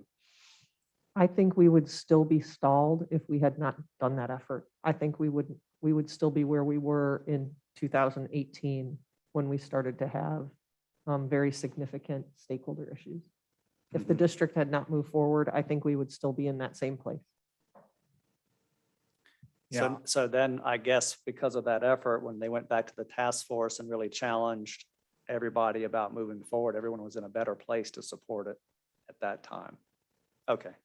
Yeah, it really helped facilitate the discussions between the agencies and the stakeholders. I know that Jen Leeds and I had this conversation about the Western Everglades Restoration Project probably soon after I became a governing board member. And so, you know, those are good things that we did to move this along, but the bottom line is still we could have been ahead of the game here on this one. And this is a piece that has to play with everybody else in the other projects. So thank you. That was a great discussion. I really appreciate Executive Director, Ms. Reynolds, coming in because you asked the question about concurrent work. So those answers were fantastic. I hope that we got to at least where you guys want to be on this particular project. Before I go into BBC, or any other questions about Western Everglades? Okay. All right, so this is my last slide. Biscayne Bay, Southern Everglades Ecosystem Restoration Plan, BBC, at least I'm partially responsible for this acronym. I apologize. But it's a mouthful, but it's a very big and very important project, right? So I think we all recognize how Biscayne Bay, Card Sound, the Model Lands, Southern Everglades are hurting from too much saltwater coming in, and sea levels continuing to rise. The problem is not going to get better. It's just going to get worse. The estuary that is a national treasure is under stress. And the best way to ameliorate that stress, all the scientists agree, are more fresh water into the system. So that's what this whole project is designed to do. I said earlier, Colonel Roman, to your question about average time and money. This one is 5 years and $9 million, so it's quite expensive. The reason why is because we're talking about an interface of saltwater and freshwater in a manner that we've never studied before. So the idea here is trying to improve resiliency. We are not going to be able to stem the tide fully, right? Or to push back Mother Nature. We're not going to be fully successful there, but we will give the ecosystem some time to adapt in a time frame that hopefully enables it to thrive longer. And it should, based on what we all know today. What's happening is happening fast. And when ecosystems are stressed fast, they change quickly and they can't recover. The idea here is to slow the change. That's the best way I can put it. But in order to examine how much water is necessary and to know how the rising sea levels and the freshwater coming down will best interact, we'll have to employ models that we've never employed before, develop and employ these models. So that's why it's more expensive than most. It's an atypical project. It's quite large too, but it's just an atypical project in that way. But based on the existing work that the team has put together, a waiver is needed. Again, I'm having to talk about waivers. I wish we didn't have to talk about waivers. I wish we could just go ahead and do the project, but we'll have to ask for a waiver. The team has money now. They're progressing forward, so we're not losing the momentum that I talked about before. The team's able to work with the budget that they were provided, the first $3 million. So they're doing work now. We've got the waiver request in. Hopefully it'll get approved before that money and that time runs out. I'm fairly confident that it will. It needs to have a lot of advocacy and support to do so. Folks need to understand the importance of this project. That's what we try to do collectively, is tell that story of the importance here. But it certainly could benefit from your help as well. Bottom line here, as you can see on the slide, we're targeting WRDA 2026 for approval for this one. But just as Executive Director Bartlett talked about, once we get to a TSP, then that unlocks the opportunity for you guys to concurrently work, Colonel Roman, to your point, and perhaps get going a little bit faster than the overall process in waiting for authorization. Some risk there, of course, but it does enable that. Any questions on BBC here? Mr. Olepich? Could you please be a little more specific about the saltwater, freshwater? I mean, to me, I look at this and I've been there. And so you've got all that built up land, right? That's kind of in between where the river of grass used to flow and then Biscayne Bay. So like, where is it going? Are you talking about along the edge of the bay where it's going to be interacting, the salt and the fresh? Or are you talking about water coming up from the ground? Or are you talking about on that built up ag area? Where is it happening? And what is it going to look like? Why is it slowing you down so long? So long. Okay, great question. Thank you. So where is it happening? In the Bay Area, it's happening within the Bay, not way out, because as you get way out, then it basically is interacting with the ocean there. So the salinities are high anyway. But as you get closer to shore in the Bay, the salinities are lower, they're mixed. You have a very vibrant seagrass community. As you get close to, and that seagrass community depends upon that freshwater saltwater interface. It doesn't thrive in full saline waters, ocean saline waters. Okay. It only thrives when there's an estuarine environment, which is a mixture of saltwater and freshwater. As you get to the edge of the shore, just as you were explaining, that's where a lot of the mangroves are. Mangroves are great, obviously, nurseries for lots of components of the ecosystem. We need them. But as they get inundated with salt water, they begin to become stunted a bit, and so they're not as healthy as they typically are. So they're very healthy in an estuarine environment. So the in-water components of the bay, the shore components of the bay those would all be benefited from this, but that's not the whole story. Also at the bottom where you see Card Sound and the model lands in the southern Everglades, saltwater is making its way up into those lands, those ecosystems. So those ecosystems are changing from a freshwater salt grass type of scenario that you've seen in some of the model lands, changing from that environment to a more mixed environment that's more dominated by salt species. The more that happens, the more that environment changes, the more those changes are cascading up into the landscape and getting closer and closer to the ag communities that you were talking about up there. So when you're putting more fresh water down, you're going to help the bay, you're going to help the edges of the bay. But then if we're able to get fresh water down into the model lands in the southern glades, it's going to help keep the area north of there more resilient longer, able to adapt to the changes longer. Fully adapt 100 years from now, 150 years from now, the landscape's going to look different. But this particular project will help slow that advance significantly. That's the idea. The key is how much water can we grab and get into this area. That's the key. Water availability is the limiting factor. In a lot of these projects, it's the limiting factor. Here, it's a significant limiting factor, especially as close as we are to the coastline. You've got Everglades National Park that needs its water, and you've got a very large population that are using that's using the water currently. We've got to find ways to get water, make sure it's clean in order to put it into these natural areas. So you'll see one of the complications associated with this study is water reuse. So that's been something that's been talked about significantly. So this is reuse of existing wastewater from Miami-Dade County. We're looking at it to determine, is it feasible? Can it meet downstream water criteria? That's the most important thing. Almost anything is feasible with money and engineering, right? But can it actually meet the criteria? And then the last thing, how much does it cost, right? How much does it cost to do it?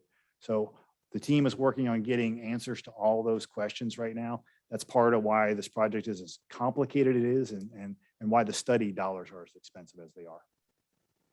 Very interesting.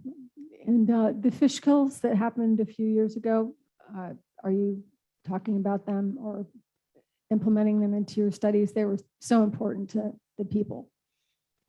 I believe I recall the fish kills that we're talking about. Were those saline related? I don't recall The that. fish kills were Oh, located oxygen. in more of the northern part of Biscayne Bay and were related more to the runoff from the urban areas that you mentioned earlier, Jackie. So they're And not so they're a little bit close. farther, they're a little bit farther on the north end of Biscayne Bay, not related specifically to this study. The problem with the fish kills was a little bit of a different problem than what's being addressed in this study, but it's related.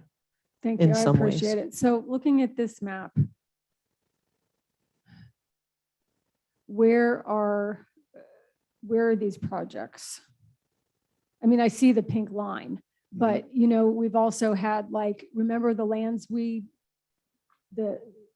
bought or whatever am I totally wrong? There was that, The iHeartRadio. the iHeartRadio thing. I mean, Yeah, isn't so that somewhere in here? So some of the project that you're probably thinking about is actually the Biscayne Bay coastal wetlands.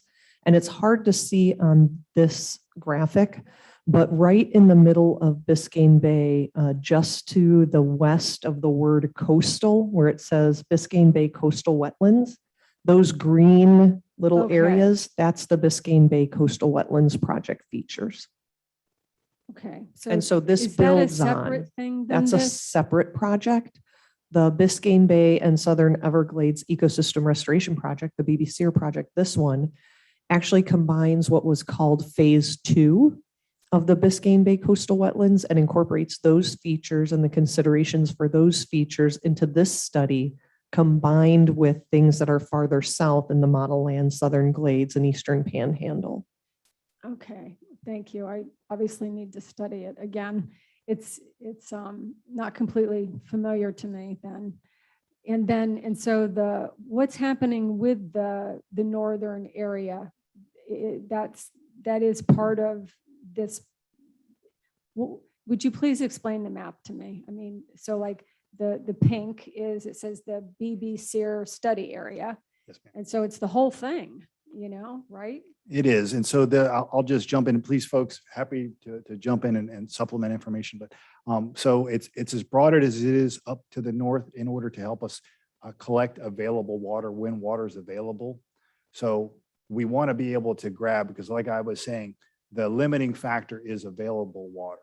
right? Okay, we so want- this is to be able to take the water from these areas. And move it south, Mhm. either along existing conveyances or conveyances that the planning team proposes. Get it down into a place south of the green areas that Ms. Reynolds was just pointing out. And make sure that it can move into Biscayne Bay from that location. So just above the M in the word model lands, in that area where that dash line is, that's approximately where we want to make sure we get the water and see if we can spread it out across the landscape to move towards the bay from that location. Okay, and I apologize if this would just be my only opportunity to ask these questions. And sometimes I have to ask something like 3 or 4 times, obviously you're noticing that.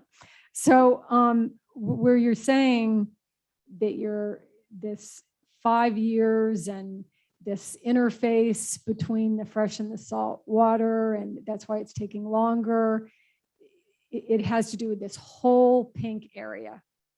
It's not just like those green areas that are about 2/3 of the way down that Mrs. Reynolds showed that we had been focusing on before, or I was anyway. Yes, ma'am. Okay, so it's the whole thing. Yes, ma'am.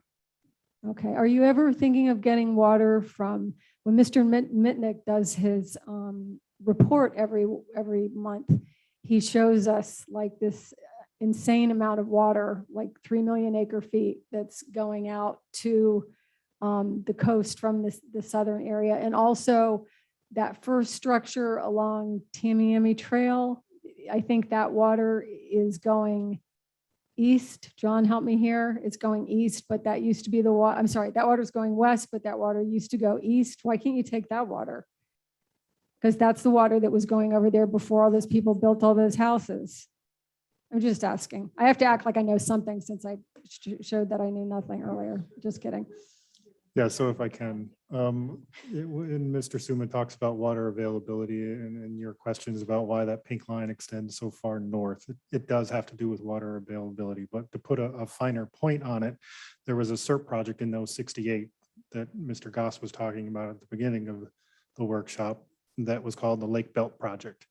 So to familiarize yourself with the Lake Belt, it's all those rock mines that are on the western edge in that graphic. So that's the water availability that we're talking about, the likelihood of taking a canal from North Miami Beach through all the developed areas, through Sweetwater and everything else, down to Central Biscayne Bay. I'm an engineer, I can do a lot, but I don't think that's what the planning team would be talking about. So when we talk about water availability and moving more water towards Biscayne Bay for that specific structure that you were just asking about, yes, there's maybe some potential along the C4 canal to do something with that water, but going much higher up into C6, C7 and those areas farther to the north, the likelihood of that is decreasing. And you're mainly talking about the Lake Belt project, which that project envisioned originally using some of that seepage along with some seepage management features that come out of the conservation area 3A and B and routing that down and delivering it over towards Biscayne Bay. So the route that you're talking about is that western side of this big purple circular outline.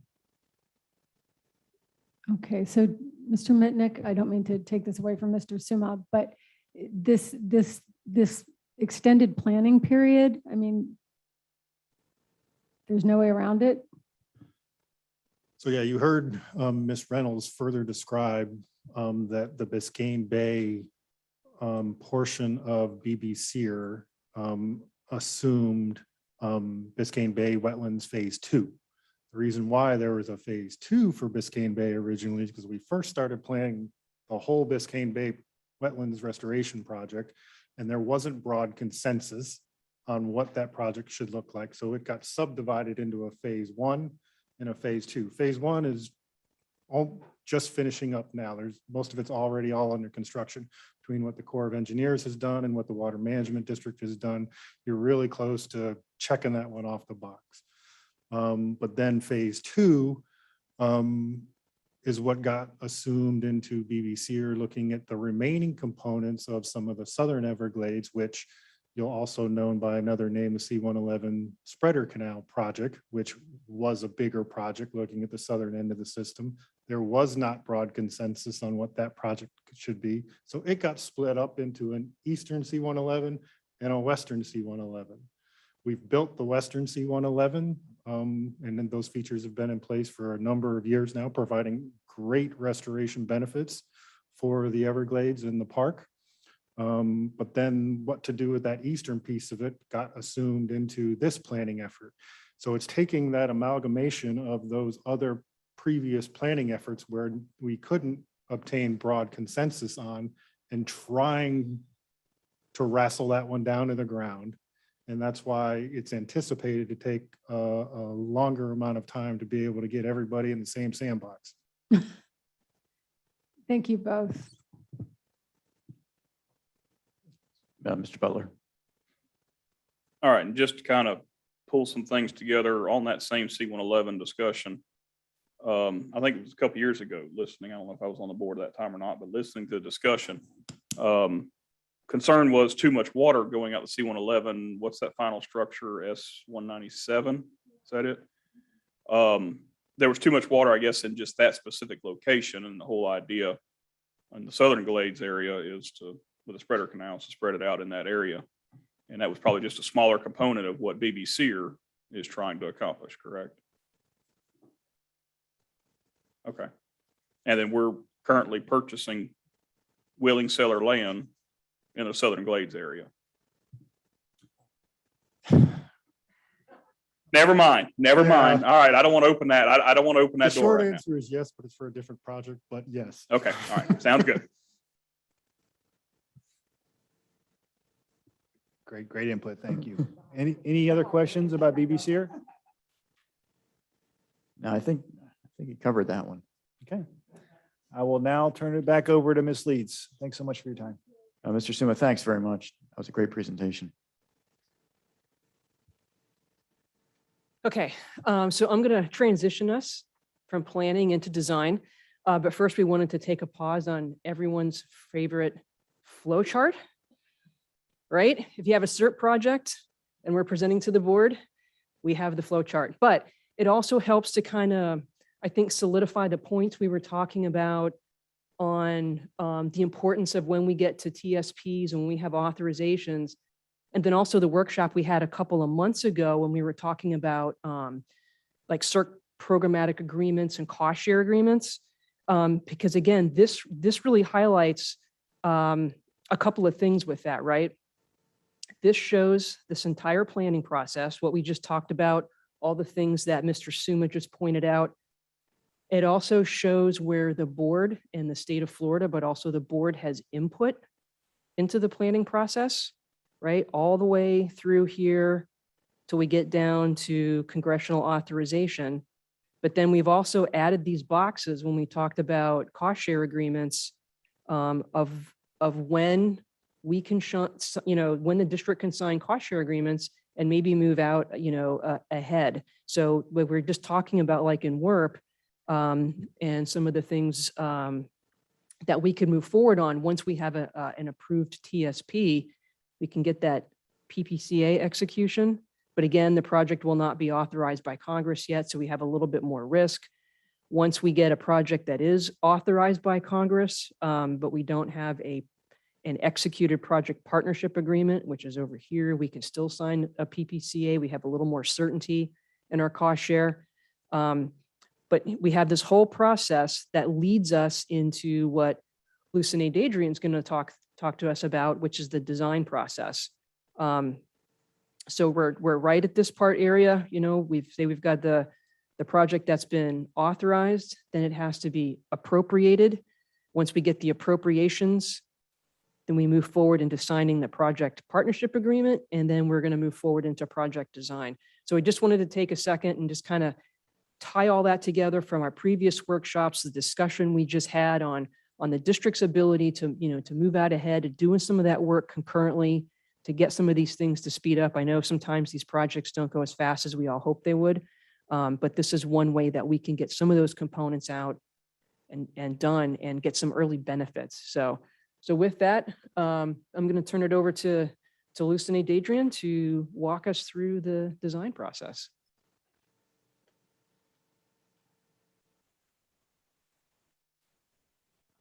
Good afternoon. Sorry about that. Thank you for the opportunity to present what we do in our design and permitting process. This is specific to Serp and SEP, which is also Serp. So what we do to ensure continuity between throughout the entire project, within planning to design to construction, is we team up. We have a design project manager, engineering construction project manager that's involved in the planning phase. This allows for engineering staff to get involved to provide constructability input, to provide any type of details that would help land the right piece of property for a project. We team a planning PM with an engineering construction PM so that we're successful all the way through the process. So in the design phase, as we move into the design phase, we've already performed enough high-level conceptual design that's required to authorize and a project by Congress. So I'll go into the question about what's the 30 to 45% design level here. So what's required, let's say for the 8.2, the EAA project. What is done is enough high-level modeling using a high-level LiDAR survey that's done from the air, aerial survey. Some geotech, not a lot, but a little bit of geotech's involved. You come up with a project footprint and what that looks like. You come up with the amount of structures you think you need, the flow, the size. You size your pump station, your water control structures, et cetera. So you know what's coming in. And with this project, we also have the North New River flows. We have the Miami River flows, Miami Canal flows coming in. So we know we need to increase by 200 CFS in this canal and 1,000 CFS in this canal. So those are kind of our parameters. And that's a very high level, I'll call it a high level 30 to, it gets you to that 30, 45%. It's not plans and specifications.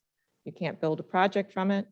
But as you move into design, you have enough information to say, well, I know I need, for example, in this slide, I know I need, let's say 300 CFS coming into this inflow canal and into this specific cell.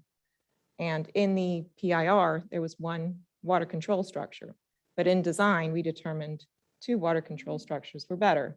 If one went down for maintenance, you had a second water control structure available to do the work. In addition, it helps to spread the flow across the cell.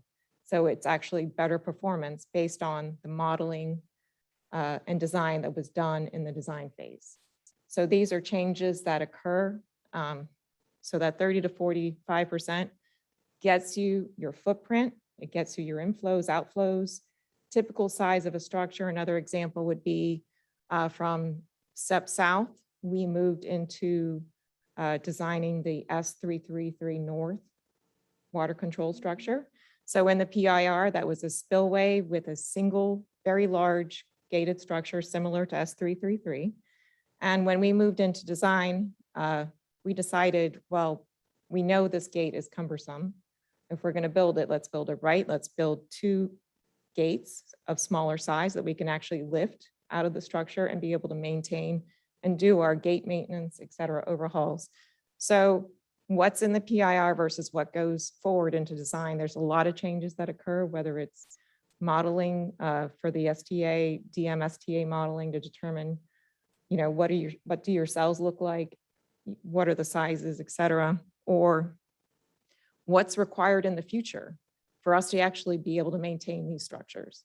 And for 333 North, adding that second gate allows you to maintain some capacity.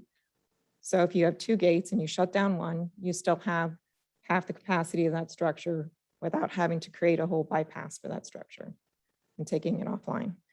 So does that kind of explain that question? Okay. You're welcome.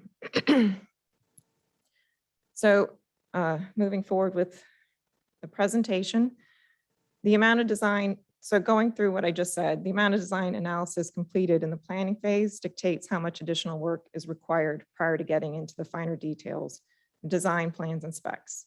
The PIR provides enough information to determine the inflows and outflows, and I've mentioned all this prior to getting into more in-depth analyses. Our projects also require the need for expertise across many engineering disciplines. And between the district, the Corps, and our consultant pool, we are able to complete these important priority projects. So this is a busy slide, but it was a way to, an attempt to show what we need to do in design, the reviews that are required, as well as it drops in the green, some of the permitting tasks that go along with those design phases. So Serp projects require coordination and review at the beginning between the district and the Corps. We put scopes of work together. So the details I'm about to go through, just to show you how much work is involved, how much coordination is involved to get and agree upon and move forward in design. So just the scope of work alone to get a surveyor or a design going requires both agencies to review, comment, and approve before we can even move forward. And that doesn't matter who the lead agency is. Both agencies have to agree on that scope. So in addition, we put together a review plan for Serp projects, and this describes what all the deliverables are going to be, what the appropriate levels of review are, and the schedule, so everybody understands what the timing is. Since we have a lot of projects in motion at the same time, it's important to know the level of effort and schedule. Can I interrupt you for just 1 second over here? Sorry. Sorry, it's all right. The It echoes around the room. speaker. Yeah. I think I understand what you just said, but I'm trying to understand the we.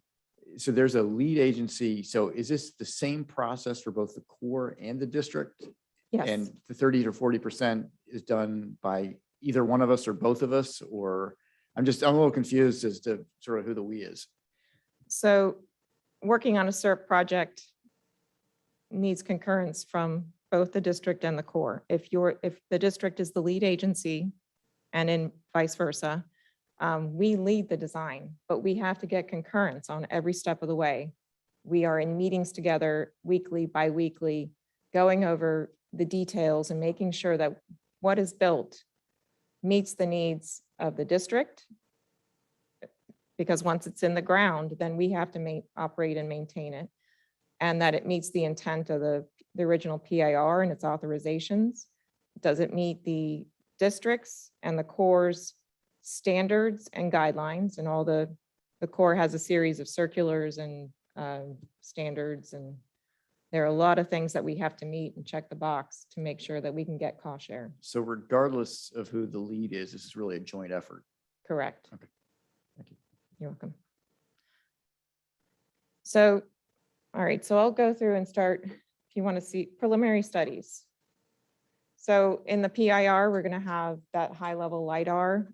But when we start design, we're going to be boots on the ground. We're going to get a topographic survey. We're going to do bathymetric in-water surveys of our canal systems. We're going to do right-of-way boundary surveys. That determines what do we own, what do we need to buy, where do we have issues. We don't want to build a project that's outside of that boundary, so we keep our lines within the boundaries.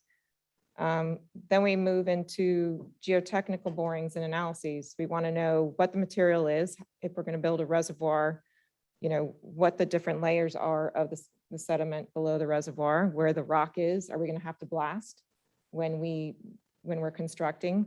This is all information that feeds into design. We take those regional models and we take the surveys, and then we use a different model And we do the H&H modeling that's required to determine, it's more a finite model to help feed the design again. And that modeling kind of occurs in the beginning and throughout the process. And there's also more finite models that occur at structures to make sure that we're not erosive to the canal banks when we open up structures and pump stations. So preliminary design, we call 30%. It's not the same 30% in the PIR. So I've included some average timeframes on this slide, and this is purely average. 2 to 4 months at 30%, 4 to 6 months at 60 and 90%, and 2 months at the end, so that you can get a clean package to advertise your project. Let's see, so what we also do, and it's an important factor as well as it takes time, is that we put all of our products, our work products and design through reviews. And this also takes time. Like I said, there's a review plan that we agree on with the Corps, and it tells, so there's the standard, what we call doctor checks reviews. So it goes through a process, project gets reviewed, the comments go in, the engineers go back and look at the comments and say, do we agree? Do we not agree? Then the reviewers go back and see how those comments were incorporated. Now, some things get contentious and disagreements occur and we have to resolve them. That could take back and forth, and that review time is extended.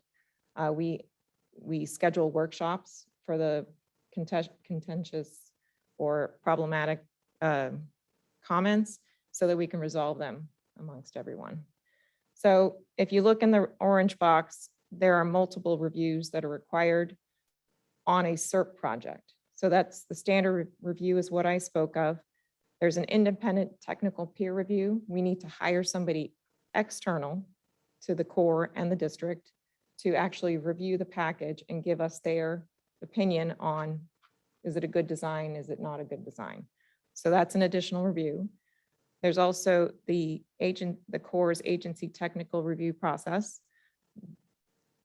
Usually that can be concurrent with our regular doctor checks review.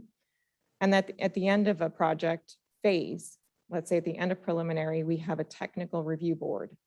And that is to present the project and its issues or no issues to management on both sides. We go through all of the details, and at the end, we sign off either with comments or no comments, or sometimes they won't get signed off, and we need to continue beyond that board meeting to resolve issues. But that board meeting tells you, can you move forward to the next phase? It's building consensus on a project so that we can move forward. I'll mention here on the permits, with the DEP permits, they can actually submit, the DEP Serp permit, which is a DEP Serp permit, as well as the 404 permit, which now is either the Corps or delegated to DEP, depending on the location, can be submitted at the 30% design. So we can actually start earlier than whatever, because it's a year-long process, minimum. And if you bring them along with your design and your submittals, and DEP reviews also our work products, we submit them to them for review. It provides enough time to get that input, make sure that their permit questions are incorporated into our design. So another item here is that final design, we have a 408 approval. That submittal, we look for a 408 approval from the Corps if we don't have a PPA. So on a Serp project, if we don't have a PPA, we need to get the 408 approval, and that starts at 90% design, but hopefully the Corps is reviewing along the way and the questions don't pop up at 90%. Some do, some will, but you hope that it's all concurrent. And then hopefully by the time you're ready to advertise or soon thereafter, we have permits.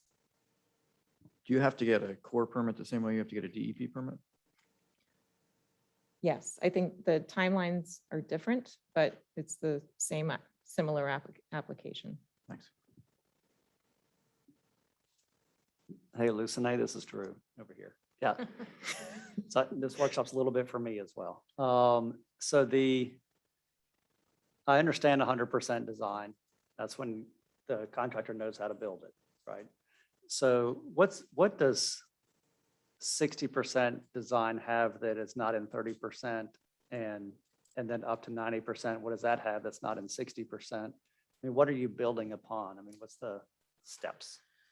So at 30%, it's, we actually don't even have specs. We have plans, It's kind of like footprint. kind of a footprint. And then we also have table of contents for what your specs are going to be. So that submittal tells us, what are you going to do? At intermediate, we have a more developed plans and specs, but it's still, we're still doing calculations, we're still making comments, and the designers are still developing those plans. So at 90%, if it's Lucinay, before you go to 90%, give a couple of examples of what you mean by specifications. so a specification could be an earthwork specification that tells you what type of materials we need for levees, what type of compaction we need. We want 12-inch lifts or 8-inch lifts, and densities of those lifts for levees or dams. You could have mechanical spec for equipment, for trash rake, for pumps, etc. So all of those specs are Okay. are detailed You out. know what you need specifically, but you don't know how to build it yet. Well, at 60%, we should know a lot of it. Okay. We should know. So like at 30%, you know you need a levee, but at 60%, you know the materials that should compose and comprise that levee in terms of what types of rock and what types of dirt and how it needs to be compacted to what standards. That would be a difference between your 30 and 60%, oversimplified. Right. So your civil will be at a higher, your civil package will be more developed than your mechanical and electrical.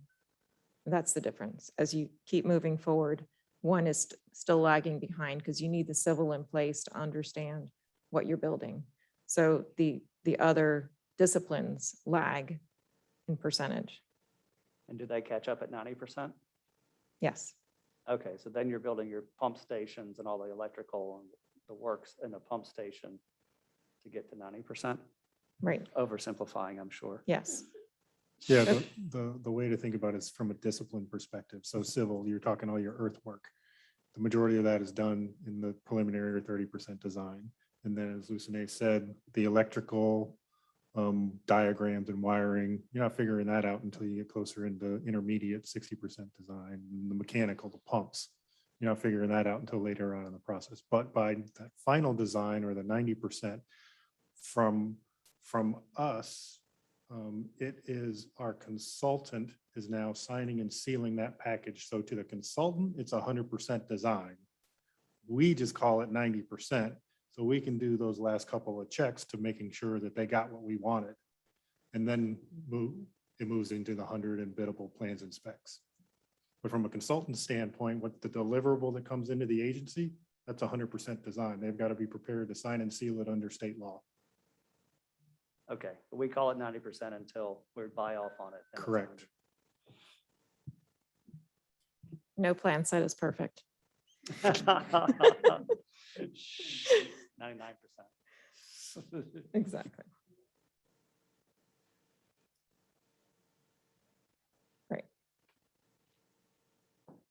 So I talked about reviews, and this slide is kind of a discussion of why do we review and what the importance is.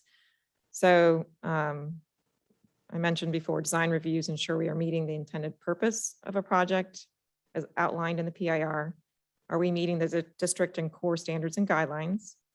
What we're building can be operated to the full potential by our water managers, maintained by the field stations, and minimize errors on our projects to reduce exposure to change orders during construction. So all projects have change orders. 99% of them. How do we minimize that? And our review process has shown that we have a really low change order rate. We track our change orders by reasons, and we have approximately 12 different reasons that we track.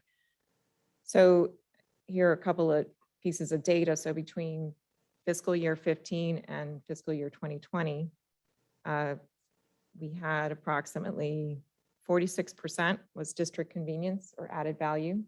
So something that we decided we needed as part of the project, but did not get that into the design. Discrepancies, errors and omissions can be an error by the engineer, the design, or this could have been a survey issue. It could be a geotech issue. Differing unforeseen site conditions. Some examples of that would be, let's say, buried pipe that you didn't know was there, and there's no way that you can, there's only so much money you're going to spend on your preliminary studies to be able to find all these details. On a large site, if you used LiDAR for a portion of the site, and because it's so expensive to do topographic boots on the ground survey for thousands of acres, you may have differences and inconsistencies in your data. So that causes change, and the contractor is going to ask for money. Differing, in addition, you can't do a geotech boring every foot. So you don't know, in actuality, is there rock here? Is there not rock here? Is there, so these types of differing unforeseen conditions also make up about 17%.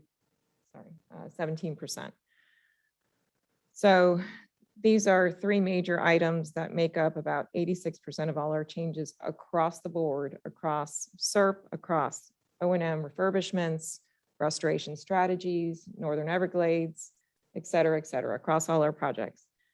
In the Serp program, within that time frame, we had a 4% change order rate by contract. And industry, and overall, I think we're at a 3.5. But industry is at 8 to 14%. So that tells us we're not too bad. We're doing great. We're actually less than half than the lowest. Some additional reasons why we may have more change orders are we expedite projects. We're asked to expedite this one, that one. We took 8.5 square mile without a design review at a 90%, straight to 90% deliverable, and went out on the street. So, we'll see what we get down the road. C43, we went out on the street with a 90% design deliverable while the team was still working on cleaning up the package. And it needed a lot of work, but we were trying to meet deadlines, and we know it's an important project. So we push the envelope, knowing that on the back end, we have, we may have some change orders, but that's our way of working concurrently and moving things quicker. In regard, so overall, sorry, just threw that in there. Overall, I think we're doing good. Let's see. So I talked about permitting. So if I can, before you go back to that one slide. Yes. So board members, this is the daily push and pull between Drew and I. And expediting projects and moving things and getting to restoration quicker rather than later. It's the trade-off and how much risk the agency wants to assume when you get to construction. Because once you get to construction, that's where the hard dollars are really spent. That's where the big dollars are really spent.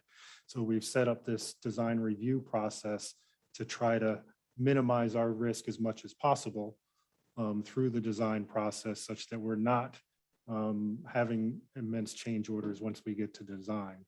But having said that, we all recognize that there is some element of risk that we are willing to assume on a project by project basis. So the example of the 8.5 square mile area, we've had a lot of discussions here at the board about, flows south and getting things through Tamiami Trail. That was a project where we accepted the level of risk by expediting that design. And we're getting into construction now. We haven't identified any fatal flaws, and so far that level of risk that we assumed was worthy. But that's just the general, I guess, high-level take-home from this slide and the previous one. It's that, like I said, the daily push and pull between Drew and I when he wants to go faster, and I'm like, how much do you want to spend? John, I appreciate that, and I appreciate your presentation, and I understand that we are assuming more risk sometimes by expediting these. I guess conversely, I'd think that we're probably assuming risks also, but not, I mean, you can do this forever. Mhm. I mean, you could probably design these things for the next 40 years. You know, eventually you've got to sort of give birth, or for lack of a better term, to move dirt. And so it's, and things get more expensive the longer you wait. So I think you've got to find that sweet spot of, when, and I think we're doing a good job of it. Yeah, absolutely agree. And then that's why back on that previous slide where Lucinay talked about the technical review boards, was set up, one, just to make sure everybody's on the same page, but two, to make those kinds of decisions that you could just spend another 2 months designing something, but why do that? Let's make a decision how we want to do it and move on. And that's one purpose of those technical review boards, to get to those kind of quick decisions and keep it moving.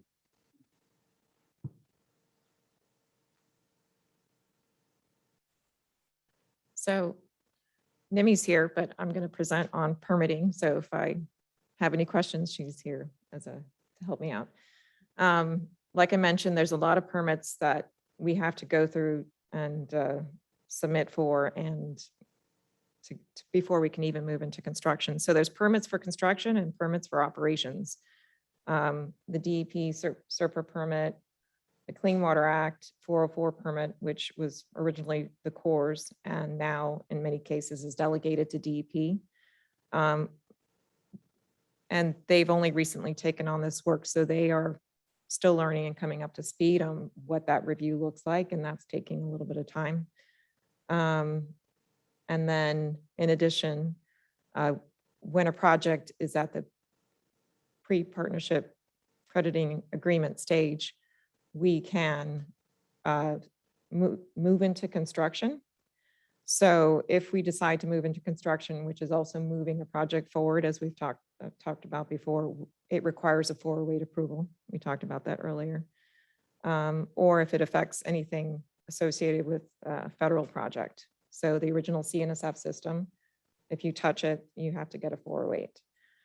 With the ASRs, there's multiple permits, underground injection control, exploratory wells, construction and testing, ASR system well construction operations. So there's multiple levels of permits there. There's site-specific authorizations.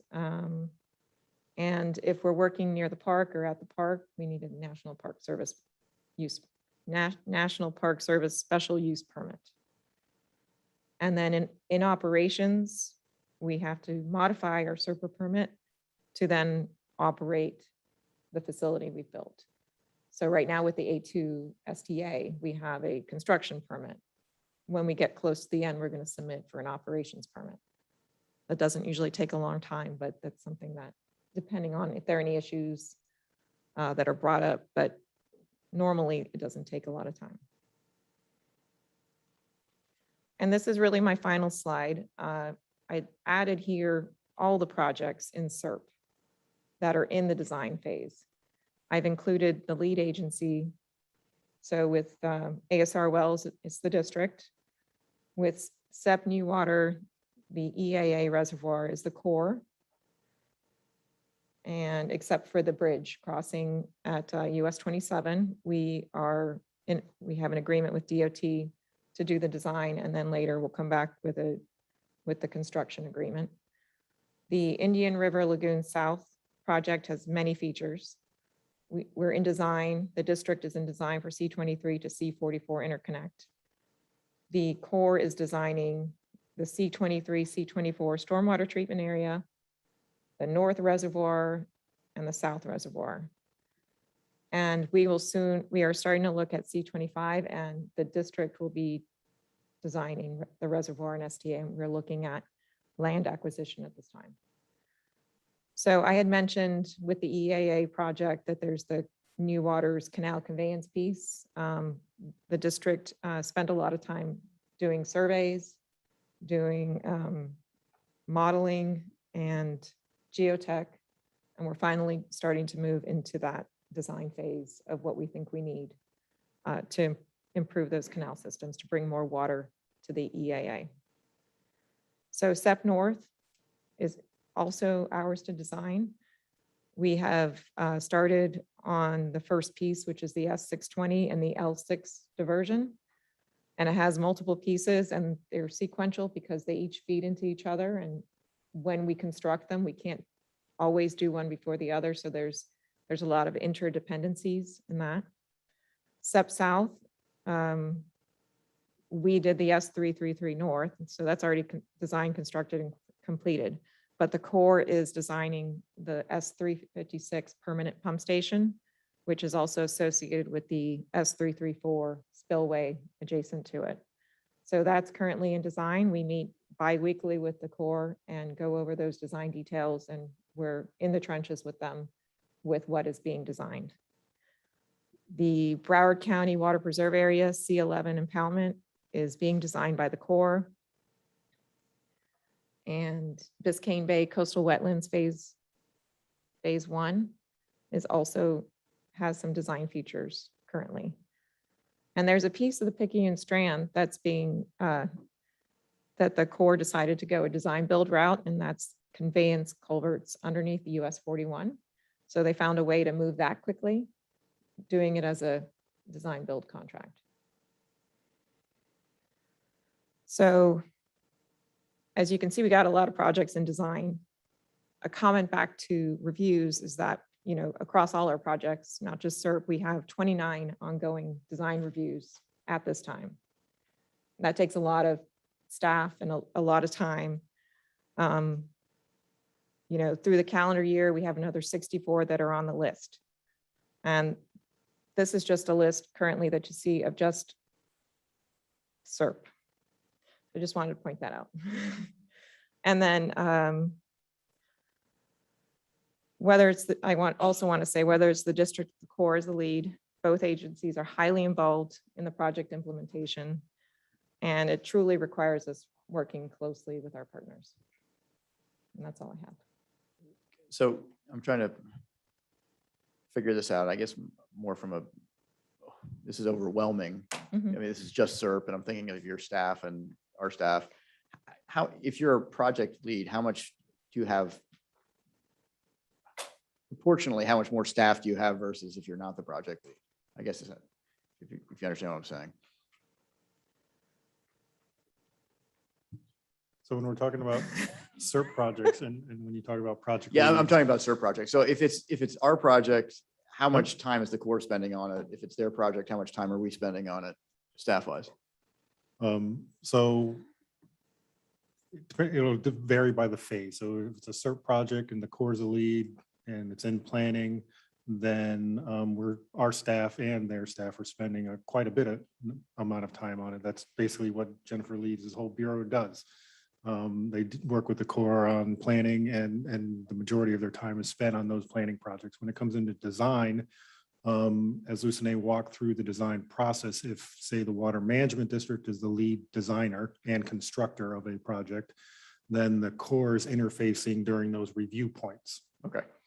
And that's how their primary interface during that set of projects. So they don't have a team of 30 people working here all the time. No, and then when it gets to construction, the Corps does do construction oversight, and they'll have staff, like you've been to the C43 reservoir, they have their own trailer, they have their own staff that's overseeing our constructor and our project. Okay, thanks. Mr. Olepich? Is it the project manager who's kind of like in charge? Yes. Okay, and so that project manager is coordinating the Corps and the district, and that person has kind of like a checklist, I would think, that or calendar that they're going through at all times. Correct. And we Yes. usually have 2 project managers. So we have a planning lead who handles the project from cradle to grave, both in the planning phase and then within design and engineering, specifically in the design and engineering and construction phases. That planning lead handles a lot of the coordination.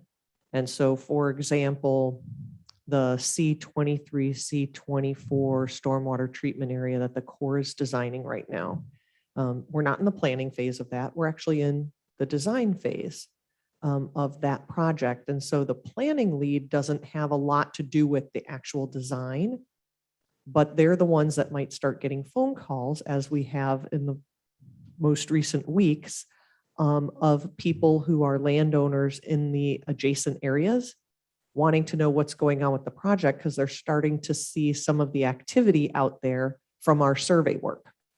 And so then they're asking questions. Well, that planning lead will help coordinate a public meeting or coordinate any changes that might need to happen during the design phase. That, for example, we might find a new relocation. There's a power line that we weren't aware of that needs to be moved.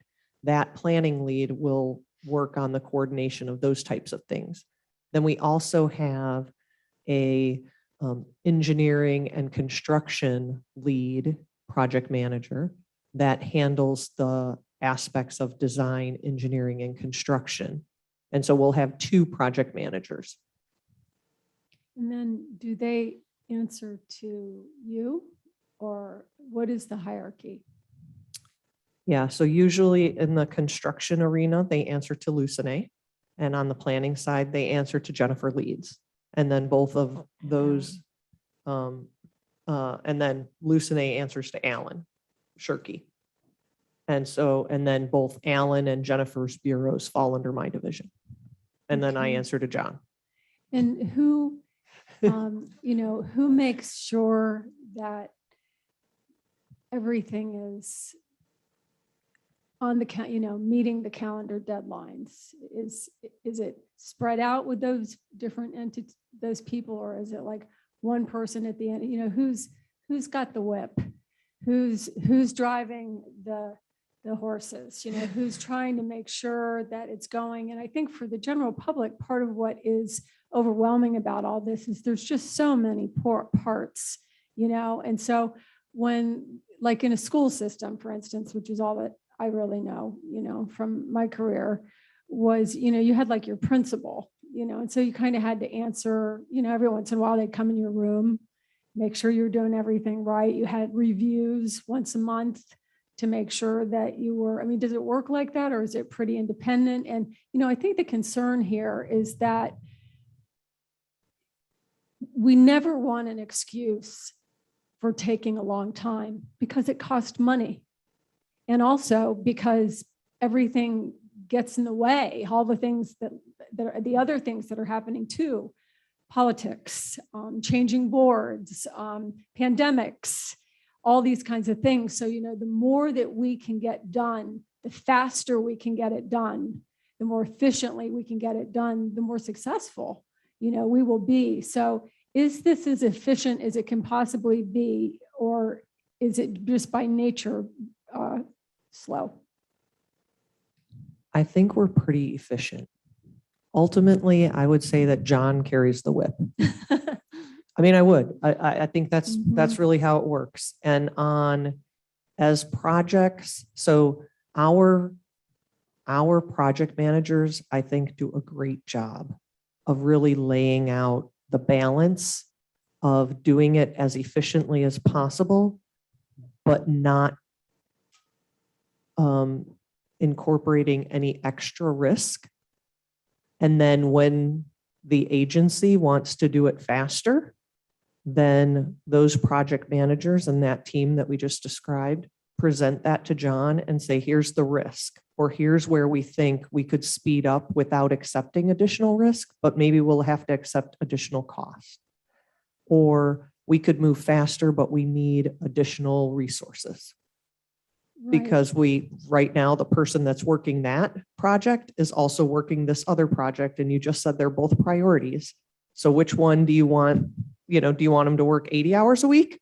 Or do we have authority to hire somebody else? And then how long is it going to take us to bring on somebody else? So sometimes it becomes a resource constraint when we want to move things faster. And Eric Suma talked about that on the core side. They have the same challenges when we move things around. Sometimes the expertise happens to be the same body. And so then we have to figure out how do we move resources around or move work around in order to then expedite things. But I think we do a pretty good job. It's really being able to bring on additional resources, I think, is our greatest challenge. So when we get additional funding and we want to move projects faster, there's always a lag in bringing on qualified additional resources in order to meet those expectations. And you really can't bring them on until you know you have the need. Otherwise, you'd be wasting money, just having people sitting around not being fully, without a full workload. Right. We don't have that problem right now. We have the alternate problem that we have everybody very fully employed. And so whenever we want to try and expedite anything, it's a challenge to Right. find the available resources in order to move Right. faster. Ms. Reynolds, I hope you know how proud we all are of the district and how much work's being done now. I just ask these questions because it's hard to sometimes understand the hierarchy of who's pushing. But now I know it's Mr. Mitnick. Mr. Mitnick may disagree. So from a process standpoint, every Sunday, I get a report. It's probably about 11, 12 pages, and it's for all the programs within the district. And it's got all the things that are in our strategic plan, what's a priority for us. It's got all the projects and Serp things that Jennifer's working on, Northern Everglades, it's got everything. And so I will then bring it to the noon meeting that I have with all the executives, and where things look sort of out of whack, I'll ask questions and figure out where we are and what's going on. And then when I lose sleep at night, I take it out on John the next day. And as a result, if you go to John's office right now, it is wallpapered with this chart of every project in the district that has all the details that I don't care for, that he's just looking at very carefully every day, just to try to make sure things are on track and so forth. So I mean, it's more of a process that happens every week, really, for the things that I know you got that are on your minds and the public's minds. Every week I get that. So it's and honestly, the district, all the staff respond extremely well. And as a part of it, we're just very proud of what we can get done and what we are doing out there. And you see it every day. And when we go out there and see a difference that we're making. So it's, even though it's a lot of work and it's very stressful, it's a great place to work. I'm biased. It's a good plug. Thank you. Does anyone else have any questions? No, thanks, Lucinda, very much. I do, Mr. Chair. Go ahead, Mr. Bergeron. Yes, I'll make it brief, but this has been very educational, and want to compliment our staff and the Corps for all of this process, which is extremely important for all of us to understand. And it's a great presentation, and just thank everyone for it. Thanks, Mr. Bergeron.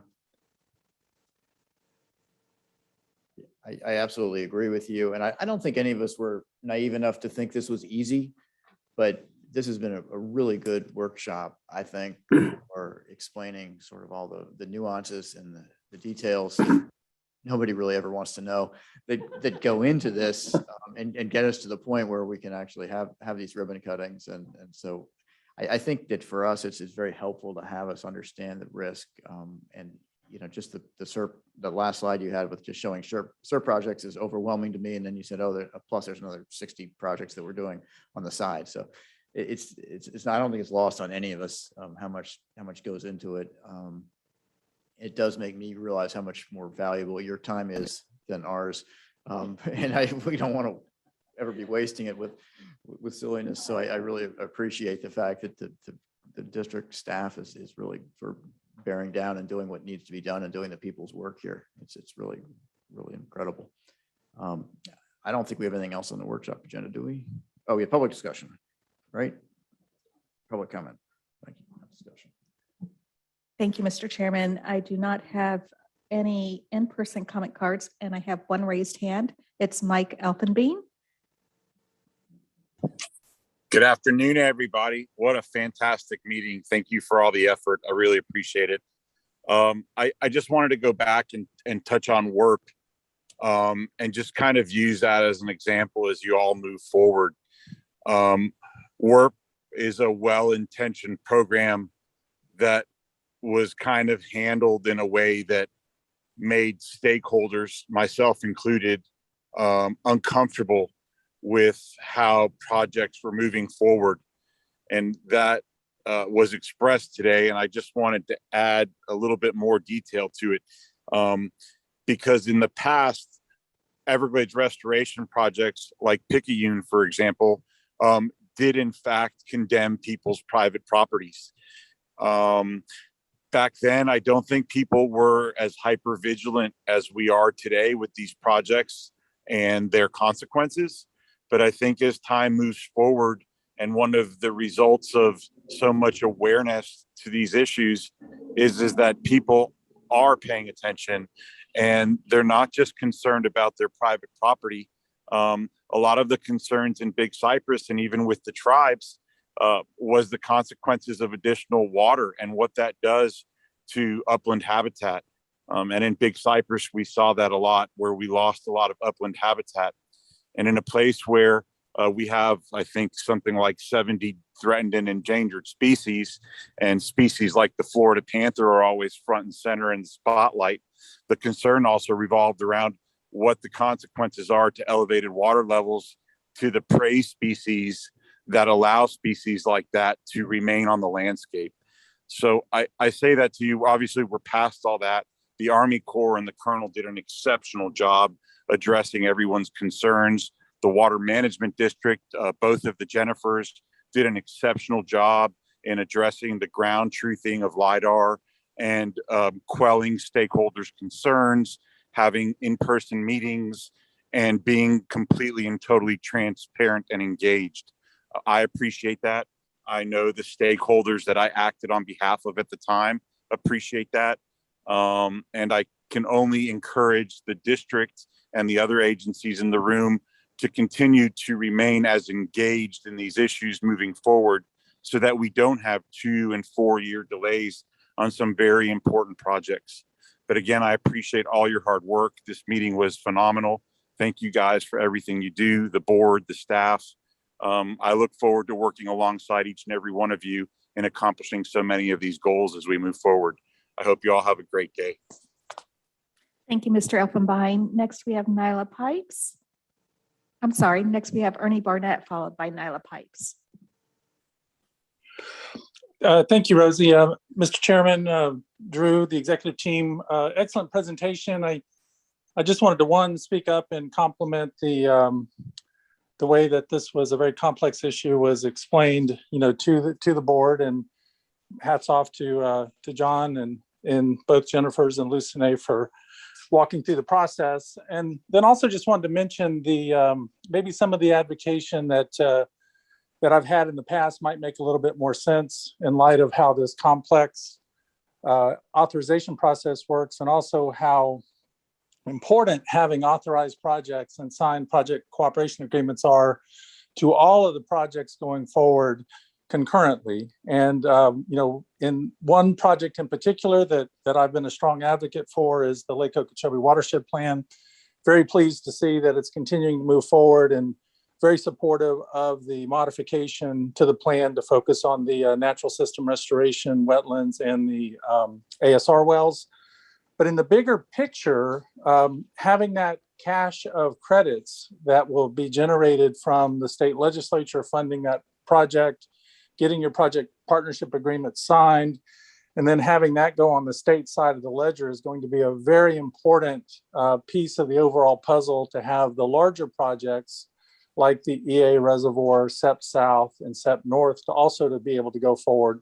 Because for every dollar that the Corps spends, the state has to not only spend $1, but stay $1 ahead with concurrency. So hats off to everyone.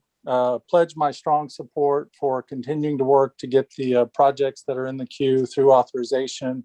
And thank you for a very productive meeting today. Thank you, Mr. Barnett. Next, we have Nyla Pipes, followed by Newton Cook.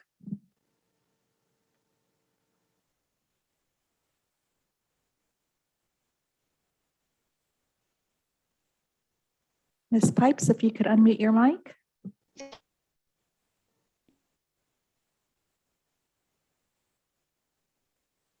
Okay, I'm going to go ahead and take Newton Cook, and then we can come back to Nyla Pipes. Mr. Cook, you're recognized to speak. Thank you. I think I'm unmuted. You are. We hear you. Thank you. I just have some points I want to make, and that is to say how much interesting this meeting was today, this workshop. They call it a workshop, and that's exactly what it is. And I have learned so much today. You would think after 20 years you know a little bit, but you find out real quick when you listen to these people who really know what they're doing, make these presentations, and it's very much appreciated. I was a little disappointed to hear about the probable potential delay or loss of the 40,000 acre storage north of the lake. I know the ASR wells are there. I know that there's some wetland restoration going on, but we've got to do something more north of the lake to slow the water coming into the lake. Even with the restoration project, that just a tremendous project that we went out and saw the ribbon cutting the other day, still not going to slow the water enough. So anything we can do to expedite work north of the lake, I think will go a long ways towards solving a lot of the problems of the water going east and west and south. So thanks again for all the hard work and a really great workshop today. Thank you. Thank you, Mr. Cook. Nyla Pipes, you're recognized to speak.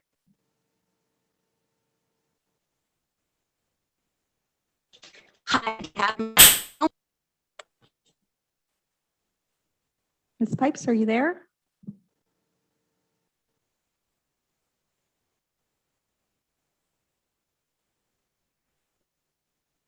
Ms. Pipes, I'm going to go ahead and take. Is that you, Ms. Pipes? Yeah, Ms. Pipes, we're having a hard time hearing you. Can you talk, and let's see if it came in clearer now. Okay, she lowered her hand. So I'm going to go ahead and take the next caller. It's a phone number ending in 6814. You're recognized to speak.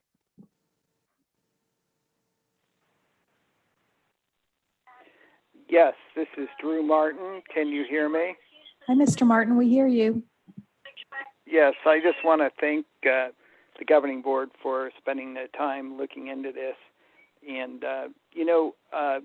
there are a number of projects we very much support, and of course the BBC project. And I think that the discussions about getting that right and protecting the seagrasses, because you need a mix, you need a combination of fresh and salt water. You don't want it to be too salty, and right now that area's been extremely salty. And we know from the loss of manatees, because of the loss of seagrass, this is a really serious problem. So we appreciate that discussion. We're not happy to see so much money invested, and particularly myself. I'm not necessarily speaking for the Sierra Club, but I don't think the ASR is really that worthwhile a project. Disappointed that the state is putting so much time into that. We don't. I know the Sierra Club does not support the deep well injection. I think it's unfortunate that we lost the opportunity to buy more land under Governor Christ a while back. There was going to be a purchase of a lot of the land, and I think it would have helped in the restoration efforts if we had more land for both cleaning in STAs and to have shallower, larger reservoirs. We have to really consider that climate change is really going to impact this, and not just along the coastlines, but also inland. And one of the solutions is to allow agriculture to begin to change and be willing to, alter how it's done, which means more wetter times, during wetter times, growing in more flood-prone areas, allowing more water to sit on the land, and in dry times, changing the crops or possibly not planting. So I don't know. Am I out of time? I don't want to take more than my 3 minutes. You have about 55 seconds left, Mr. Martin. Okay. All right. So I do, I really think that we need to start to look at how climate change is going to impact this. And I think it's really important that we look at the health of Lake Okeechobee, so that the health of the lake, that we have good quality water in the lake, and that may involve ultimately expanding the lake boundaries a little bit and maybe allowing water to flow in and out under the berms in certain places, so that there can be more extended wetlands for the lake, so the lake can have a cleaning process. And definitely we need to store more water and send more water south. And I think we need to focus south of the lake and not just in the northern parts of the lake. We need to have more storage in areas more STAs south of the lake. So how am I on time now? Does that take me to my 3 minutes? You used up every second of it. Okay, thank you so much for your courtesy. I appreciate it. Thank you, Mr. Martin. I do have one comment card for our Courtney Arena.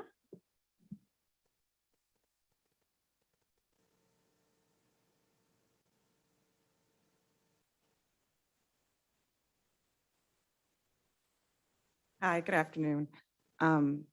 I just wanted to speak and say a couple of things really quickly regarding the process that Serp uses. It actually mimics almost exactly what the Florida Department of Transportation uses when planning, programming, implementing, and constructing their projects. So I just wanted to kind of substantiate this group's effort in what they do.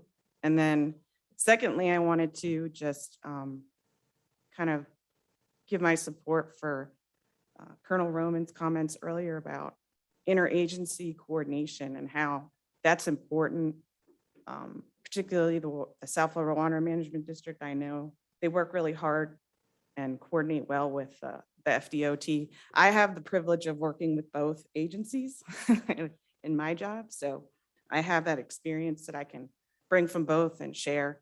But particularly, one example is like the Old Tamiami Trail Removal Project that we just finished, but the FDOT is definitely looking at opportunities and particularly in locations where public lands are adjacent to each other to implement wildlife crossings, hydraulic crossings, partnerships for restoration in general. And so I just kind of wanted to bring that to the attention primarily because we have a Army Corps of Engineers here and they work beyond our water management district boundaries locally, but I think that's something that you could probably use what's being done here as something you could take out to the other parts of your district beyond South Florida Water Management District. So that's my comment for now. Thank you for your time. Thank you. Mr. Chairman, I'm going to try Nyla Pipes again. Ms. Pipes, you're recognized to speak. Hi, do you guys have me now?